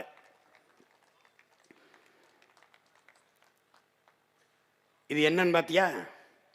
இது யாருன்னு பாரு, இந்த நாடை பாரு. இது வெனிசுலா. இதுக்கு முன்னாடி நான் காட்டினது வெனிசுலா. சாவேஸ் அந்த நாட்டின் அதிபரை அந்த நிலத்தில் இருக்கிற எண்ணெய் கிணறுகள், அமெரிக்க எண்ணெய் கிணறுகள் வரைக்கும் என்ன பண்ணா, அரசுடைமை ஆக்கிட்டான். அதனால என்னாச்சு, பெட்ரோல் டீசல் விலை 10 ரூபாய்க்கு வித்தான். ஆனால் வேளாண்மையை கைவிட்டு தொழில் வளர்ச்சி என்று போன்றதனால் மிகப்பெரிய பஞ்சத்தை சந்தித்து அந்த நிலத்தில் காக்கை, குருவி, கொக்கு, நாய், நரி எல்லாவற்றையும் தின்று தீர்த்தார்கள். கடைசியா என்ன ஆயிடுச்சு, வறுமை. அப்ப என்ன பண்ணா, காலுக்கு கீழே பணம். அந்த காட்சி தான் முதல்ல பார்த்தா. மிதித்து மக்கள் ஓடுகிறார்கள். பணத்தை குனிஞ்சு ஒருத்தம் கூட எடுக்கல. ஏன்? பயன் இல்லை. எதை நோக்கி ஓடினார்கள்? கடைகளை உடைச்சு ரொட்டி துண்டை தூக்க ஓடினார்கள். இந்த நாடு என்னன்னு நினைக்கிற? இந்த மாதிரி பணத்தை பாரா, நடந்து போறான்டா, ஒருத்தம் கூட குனிஞ்சு எடுக்கலடா. இது யாரு? இலங்கை. இவன் என்ன, 1 கிலோ ஆப்பிள் 1000 ரூபா, 1 லிட்டர் பெட்ரோல் 5000, 1 லிட்டர் தண்ணீர் 1000. வீதிக்கு வந்துட்டான்டா, வீதிக்கு வந்துட்டான். புரட்சி, கிளர்ச்சி. என்னாச்சு?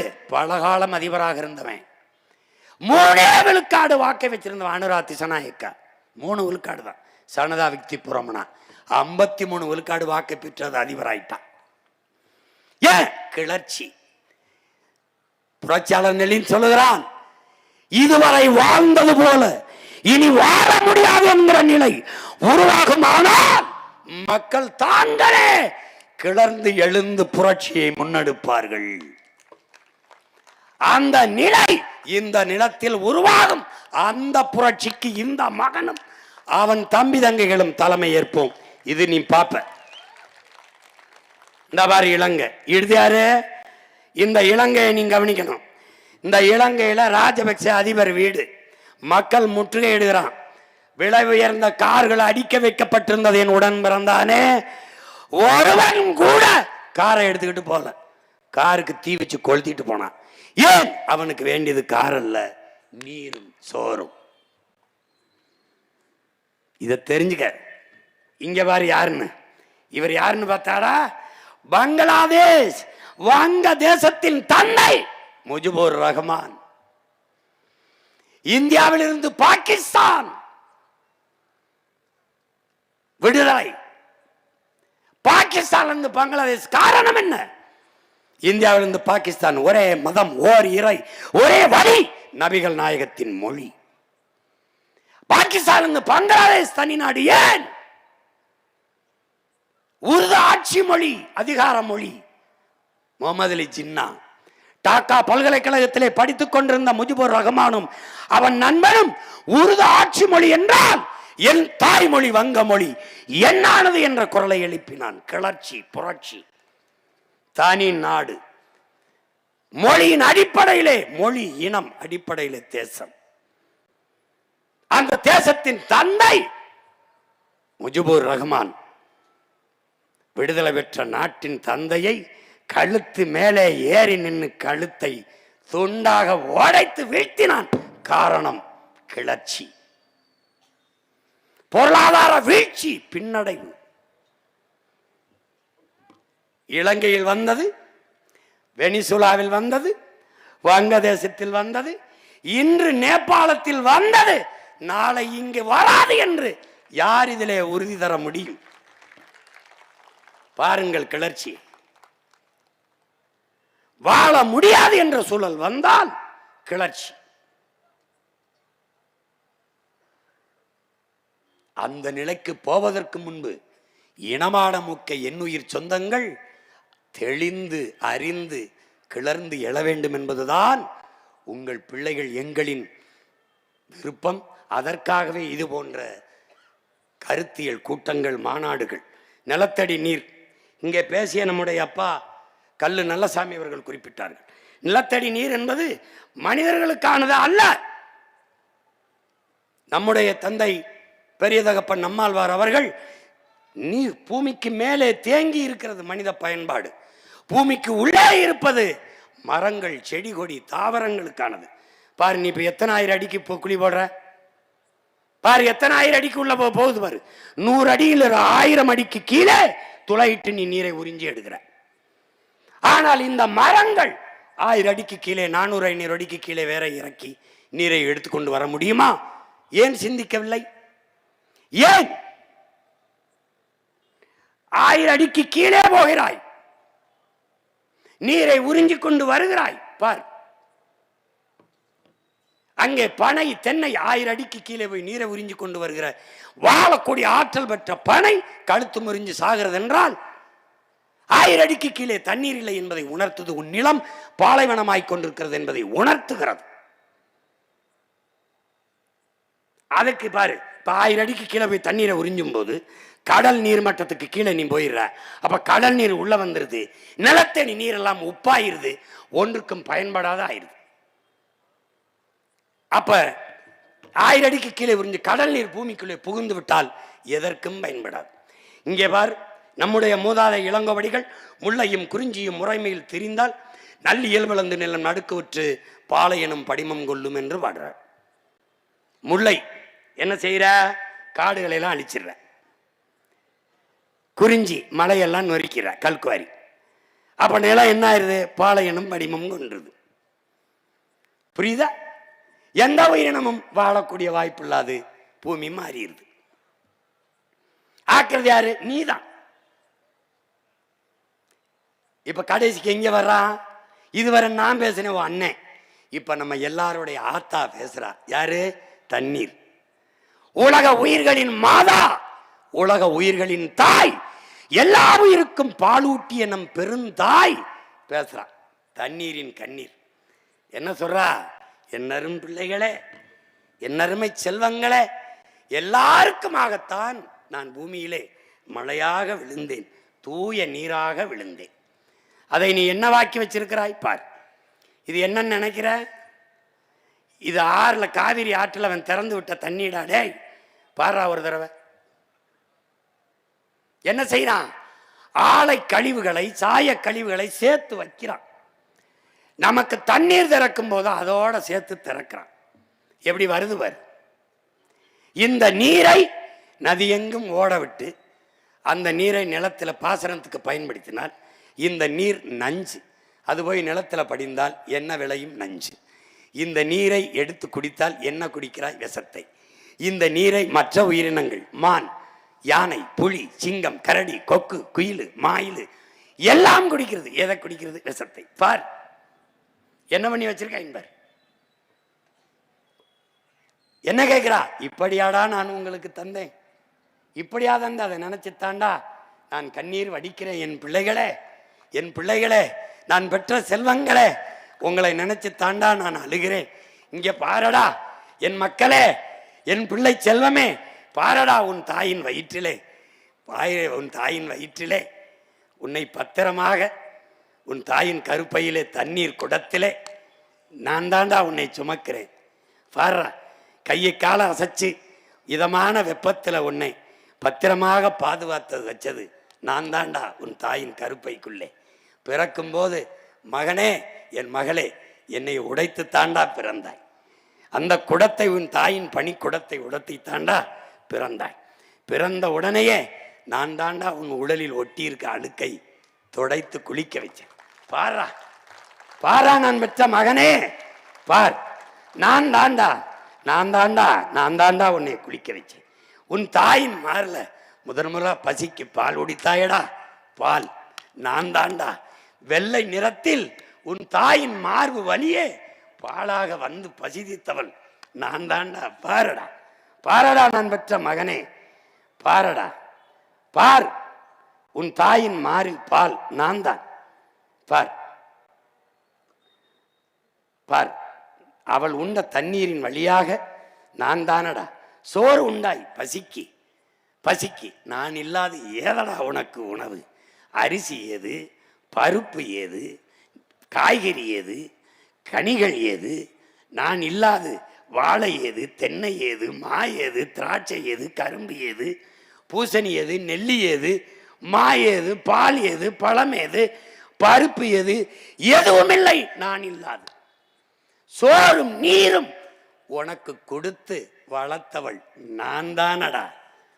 பாரடா என் அன்பு மகனே, பார் பார், நீ வளர்ந்து மகளே நீ பூப்பெய்தாய், பெருமனுஷியானாய், உன்னை நன்னீராட்டு என்று குளிக்க வைத்தவள் நான் தானடா மகளே, நான் தான் பார், நான் தான் பார். பாரடா பார், நீ வணங்குகிற கோயில் குடமுழுக்கு நன்னீராட்டு நான் தானடா. பாரடா, நான் தான், நான் தான் என் மக்களே. பார், தீர்த்தம் புனித நீர் நான் தான், நான் தான்.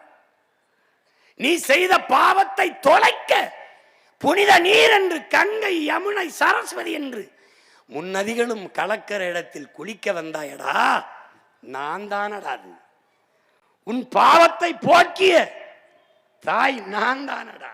பாரடா, நான் தான். உன் பாவத்தை கழுவியவளும் நான் தான். பார்,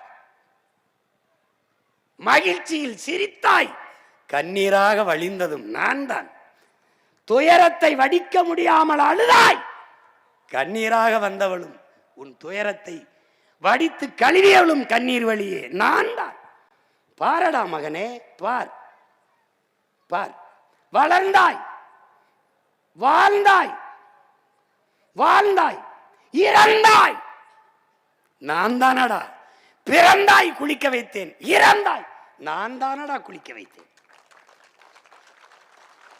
உன் இறுதி பயணத்தை தொடர்ந்தாய், பிறக்கும் போது பனி குடத்தை உடைத்து வெளியே வந்து பிறந்தாய், இறந்த போது குடத்தை உடைத்து உன் பயணத்தை தொடர்ந்தாய். பாரடா மகனே, புதைந்தாய், புதைந்தாய், பூமிக்குள் இறுதியாக புதைந்தாய். உன்னை மூழ்கி உன் சவக்குழியை மூழ்கியவன் நான் தானடா மகனே, நான் தான். பார், உன் சமாதியை எரிந்தாய், எரிந்தாய், எரிந்தாய், சாம்பலானாய், என்னில் தானடா உன்னை கரைத்தார்கள். பாரடா என் அன்பு மகனே, பாரடா என் அன்பு மகளே, என்னில் தானடா நீ இறுதியாக கரைந்தாய். தாய்ப்பாலை, தாய்ப்பாலை யாராவது வியாபாரம் செய்வார்களாடா பிள்ளைகளே? என்னை எப்படிடா உங்களுக்கு விற்கலாம் என்று எண்ணம் வந்தது? எப்படியடா, எப்படியடா என் பிள்ளைகளே, எப்படி எப்படி என்னை வித்து பிழைக்கலாம்? தண்ணீரும் தாய்ப்பாலும் மலிவாக கிடைப்பதனாலே இந்த மானுட பதர்கள் மதிப்பதில்லை என்று உங்கள் கவி பேரரசு வைரமுத்து படிச்சனதை படிக்கவில்லையா என் பிள்ளைகளே? தண்ணீரும் தாய்ப்பாலும் மலிவாக கிடைப்பதால் மதிப்பற்று போய்விட்டதா மானுட சமூகத்தில்? காலடியில் மிதிபடுவதால் பூமியின் மகத்துவம் தெரியாத மக்கு பிள்ளைகளாடா நீங்கள்? என்னரும் பிள்ளைகளே, பாருங்கள், இப்படி ஒரு நாள் நான் மறைந்து வறண்டு இல்லாது போனால் என்னரும் செல்வங்களே, உங்கள் நிலை என்னடா? நிலம் மறண்டு, ஏரி குளம் மறண்டு, மரம் மட்டையெல்லாம் பட்டு வாடி நீரற்ற நிலமாகி சோறும் நீரும் இல்லாது எப்படியடா என் பிள்ளைகளை வாழ்வீர்கள்? எப்படி எப்படி வாழ்வீர்கள்? பார், நீருக்கும் சோறுக்கும் நீங்கள் கையேந்தி நிற்கிற நிலைமையை பார்த்துத்தான் உங்கள் தாய், உங்களை பெற்றவள், பல கோடி ஆண்டுகளாக உங்களுக்கு நீரும் சோறும் கொடுத்து வளர்த்த தாய் நான் நான் நான் என் அன்பு மக்களே, கண்ணீர் வடிக்கிறேன், கண்ணீர் வடிக்கிறேன். இது தண்ணீரின் கண்ணீர் அல்ல என் பிள்ளைகளே, உங்களை பெற்று பாலூட்டி வளர்த்த தாயின் கண்ணீர் என்று நம் தண்ணீர் தாய் கண்ணீர் வடிக்கிறாள் என் உடன் பிறந்தார்களே. பாருங்கள் பாருங்கள், இங்கே பார், உன் பாட்டன் உன் தாத்தன் அருவியிலே ஆறிலே நீரை குடித்தான், உன் அப்பன் உன் பெரியப்பன் ஏரி குளத்திலே குடித்தான், கிணத்திலே குடித்தான், நீங்கள் போத்தலிலே குடிக்கிறீர்கள். வருங்கால உங்கள் பிள்ளைகள் எதை குடிப்பார்கள் நான் பெற்ற மக்களே? பாருங்கள், பாருங்கள், ஒரு சொட்டு தண்ணீருக்கு எதை குடிப்பார்கள்? ஒருவேளை மூத்திரத்தை குடிப்பார்களா? மூத்திரத்தை, அந்த மூத்திரம் கூட எண்ணெயை குடித்தாத்தானே என் அருமை பிள்ளைகளே வரும். வரும். பார் பார், சோறு தந்தது நான், நீரு, வயிறு, உயிர், வாழ்க்கை. நன்றாக கவனி, நன்றாக கவனி. நீரு, சோறு, வயிறு, உயிர், வாழ்க்கை எல்லாவற்றையும் தந்தது நான் தான். என்னை ஏன் என் பிள்ளைகளை மறந்தீர்கள்? என்னை ஏன் மறந்தீர்கள்? ஏன்? இதுவெல்லாம் நான் இல்லாது வாழ்க்கை இல்லை என்று என்றைக்கு அறிகிறீர்களோ, அறிவீர்களோ, அறிவு வருமோ அன்றுதான் என் அருமை உங்களுக்கு தெரிய வரும். அன்றுதான் என் அருமை உங்களுக்கு தெரிய வரும். ஒவ்வொரு என் துளியும் உயிர் துளி பல்லுயிர்க்கும் பகிர்ந்தளி நீரின்றி அமையாத உலகு, அதை நினைவில் நிறுத்தி பழகு. என் அன்பு பிள்ளைகளே, நினைவில் நிறுத்தி பழகு, நினைவில் நிறுத்தி பழகு. தண்ணீரின் மாநாட்டை உங்கள் மகன் என் தண்ணீர் தாயின் கண்ணீரோட முடிக்கிறேன், கண்ணீரோட முடிக்கிறேன். நன்றி, வணக்கம். நீரின்றி அமையாத உலகு, அவள் பிள்ளையின் ஆட்சியிலே தண்ணீர் விற்பனைக்கு அல்ல, தண்ணீரின் தேவையில் தண்ணீரை அடைவேன். தூய குடிநீரை என் நாட்டு மக்களுக்கு நான் தூய குடிநீரை சரியாக, சமமாக, இலவசமாக விநியோகம் செய்வேன் என்ற உறுதியை என் தண்ணீர் தாயின் மீது ஆணையிட்டு, கரிகால் பெருவளத்தான் காலடி சுவடு மேலே ஆணையிட்டு உறுதி ஏற்கிறேன். நன்றி, வணக்கம். தமிழ்தாய் வாழ்க, தலைவர் பிரபாகரன் வாழ்க. புரட்சி எப்போதும் வெல்லும், நம் வெற்றி நாளை இதை சொல்லும். நம் இலக்கு ஒன்றுதான், இனத்தின் விடுதலை. இனம் ஒன்றாவோம், இலக்கை வென்றாவோம். தமிழ்தாய் வாழ்க. அருமை உடன் பிறந்தார்களே, தஞ்சை மண்டலத்தில் 2026 சட்டசபை தேர்தலிலே போட்டியிடுகிற 15 வேட்பாளர்களை தண்ணீரின் மாநாட்டில் கரிகால் பெருவளத்தான் பெருமரவன் நம்முடைய பாட்டனின் ஆசையோடு வாழ்த்துக்களோடு களத்திலே உங்கள் அன்பு மகன் இருக்கிறேன். உங்களை எல்லாம் நம்பித்தான் வேளாண் பெருங்குடி மக்கள் நிறைந்து வாழ்கிற இந்த நிலத்தில் வேளாண் சின்னத்தை கையில் ஏந்தி வருகிற உங்கள் மகன் இந்த நிலத்திலே என்னுடைய பிள்ளைகளை வெற்றி வேட்பாளர்களை களத்திலே நிறுத்துகிறேன். யாரை நம்பி? உங்களை நம்பி, உங்களுக்காக. என்னுடைய ஆறுயிர் இளவல், இளைய தலைமுறை புரட்சியாளர்களில் ஈடு இணையற்ற களப்பலியானன் என் அன்பு இளவல், நாம் தமிழர் கட்சியின் எழுச்சி மிக்க தளபதி என் உயிர் தம்பி இடும்பைவனம் கார்த்திக் அவர்கள் வேதாரண்யம் சட்டமன்ற தொகுதியிலே போட்டியிட்டு வெற்றி பெறுவார்கள் என்று உறுதியாக நான் நம்பி களத்திலே நிறுத்துகிறேன். புரட்சி வெல்லட்டும். அடுத்ததாக கீழ்வேலூரிலே தனித்த பேராற்றல் கொண்ட பெருமகள் என்னுயிர் தங்கை கார்த்திகா அவர்களை கீழ்வேலூர் தொகுதியிலே வெற்றி வேட்பாளராக என்னுயிர் தங்கையை களத்திலே நிறுத்துகிறேன். வாழ்த்துக்கள். புரட்சி வெல்லட்டும். நாகப்பட்டினத்திலே நம்முடைய தாய்மாமன் தமிழ் முழக்கம் சாகுல் ஹமீத் அவர்களுடைய அன்பு மகள் ஃபாத்திமா ஃபர்கானா அவர்களை வெற்றி வேட்பாளராக களத்திலே நிறுத்துகிறோம். புரட்சி வெல்லட்டும். அடுத்ததாக மயிலாடுதுறையிலே என் ஆறுயிர் இளவல், இயற்கையின் மீது தீரா பெருங்காதல் கொண்ட என்னுடைய தம்பி, ஆகச் சிறந்த சூழியல் பற்றாளன், என்னுடைய தகப்பன் பெரிய தகப்பன் நம்மாழ்வார், என்னுடைய அன்பு இளவன் செந்தமிழன் அவர்களுடைய வழியிலே நடக்கக்கூடிய என் உயிருக்கினிய இளவல் காசிராமன் அவர்களை மயிலாடுதுறையில் வெற்றி வேட்பாளராக நிறுத்துகிறேன். திருவாரூரிலே அன்பிற்கினிய தங்கை அஸ்வினி அவர்களை வெற்றி வேட்பாளராக நாம் தமிழர் கட்சி களத்திலே நிறுத்துகிறது. அடுத்ததாக நன்னிலத்திலே தேன்மொழி திலீப்குமார் அவர்களை களத்திலே நிறுத்துகிறேன். அமெரிக்காவிலே பேராசிரியராக பணியாற்றி கொண்டிருந்த அவர்களை, அதைவிட பெரிய பணி இங்கே இருக்கிறது, இங்கே வந்து பாடம் நடத்துங்கள் என்று அழைத்து வந்திருக்கிறேன். அவர்களை வெற்றி பெறச் செய்வீர்கள் என்று உறுதியாக நம்பி களத்திலே நிறுத்துகிறேன். புரட்சி வெல்லட்டும். அடுத்ததாக திருத்துறைப்பூண்டியில தங்கை வினோதினி அவர்களை வெற்றி வேட்பாளராக களத்திலே நிறுத்துகிறேன். அடுத்ததாக மன்னார்குடியில் மனிதநேய மருத்துவர், நம் எல்லோருடைய இதயங்களுக்கும் இனிப்பான மாமனிதர் நம்முடைய ஐயா பாரதி செல்வன் அவர்களை மன்னார்குடியிலே வெற்றி வேட்பாளராக நிறுத்துவதில் பெருமகிழ்ச்சியும் பெருமையும் அடைகிறேன். அடுத்ததாக தஞ்சாவூரிலே அருந்தமிழ் புலவர் தமிழ் சேரனார் அவருடைய மகன் நம்முடைய ஐயா பெருந்தமிழர் நம்முடைய ஐயா தமிழ் திரு கிருஷ்ணகுமார் அவர்களை தஞ்சைக்கு வேட்பாளராக தஞ்சை மண்ணிலே நிறுத்துவோம். அடுத்ததாக ஒரத்தநாடு சட்டமன்ற தொகுதியிலே என் அன்பு இளவல் திருமுருகன் அவர்களை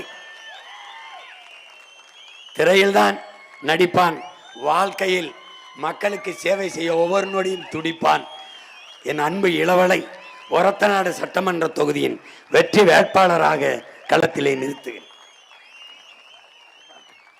அடுத்ததாக பட்டுக்கோட்டையில் மதிப்பிற்குரிய தம்பி கண்ணன் அவர்களை வெற்றி வேட்பாளராக அறிவிப்பதில் பெருமையும் மகிழ்ச்சியும் அடைகிறேன். சிங்கப்பூர்ல இருந்து வந்திருக்காப்ல தேர்தலில் போட்டியிடுறது. அடுத்ததாக கும்பகோணத்திலே என் ஆறுயிர் இளவல் வழக்குரைஞர் ஆனந்த் அவர்களை கும்பகோணம் சட்டமன்ற தொகுதியின் வெற்றி வேட்பாளராக அறிவிப்பதில் மகிழ்ச்சியும் பெருமையும் அடைகிறேன். அடுத்ததாக பேராவூர்ணியில் என் ஆறுயிர் இளவல் அன்பு தம்பி ராஜாராம் அவர்களை வெற்றி வேட்பாளராக அறிவிப்பதில் பெருமையும் மகிழ்ச்சியும் அடைகிறேன். அடுத்ததாக பாபநாசம் சட்டமன்ற தொகுதியில் என் அன்பு தங்கை அனீஸ் ஃபாத்திமா அவர்களை பாபநாசம் தொகுதியின் வெற்றி வேட்பாளராக அறிவிப்பதில் பெருமையும் மகிழ்ச்சியும் அடைகிறேன். திருவையாறு தொகுதியில் நம்முடைய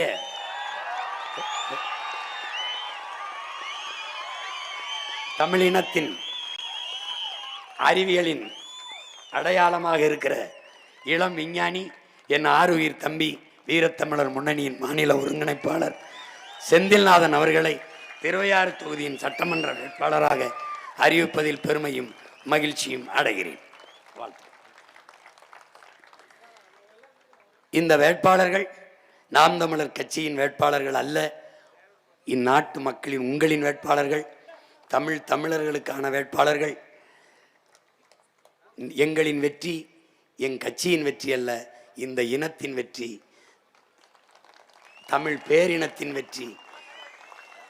அருண்மொழி சோழன், அரசேந்திர சோழன், கரிகால் பெருவளத்தானின் பரம்பரைக்கு கிடைத்த வெற்றி, தாழ்ந்து வீழ்ந்து கிடக்கிற தமிழ் பேரினத்தின் மீட்சி எழுச்சிக்கான வெற்றி. எனவே அறிவார்ந்த தமிழ் சமூக மக்கள் யாரோடும் கூட்டில்லாமல் 5வது முறையும் களத்திலே தனித்து மக்களை நம்பி மக்களுக்காக நிற்கிற ஒரு அரசியல் பேரியக்கம். எங்களை என் இனமான சொந்தங்கள் கைவிட்டுவிட மாட்டார்கள், வெற்றி பெற வைப்பார்கள் என்ற அசைக்க முடியாத நம்பிக்கையில் என் பிள்ளைகளை களத்திலே நிறுத்தி இருக்கிறேன். புரட்சி எப்போதும் வெல்லும். உங்கள் பிள்ளைகள் எங்களின் வெற்றி அதை சொல்லும். எங்கள் இலக்கு ஒன்றுதான், இனத்தின் விடுதலை. இனம் ஒன்றாவோம், இலக்கை வென்றாவோம். தமிழ் தாய் வாழ்க, தலைவர் பிரபாகரன் வாழ்க. நாம் தமிழர்.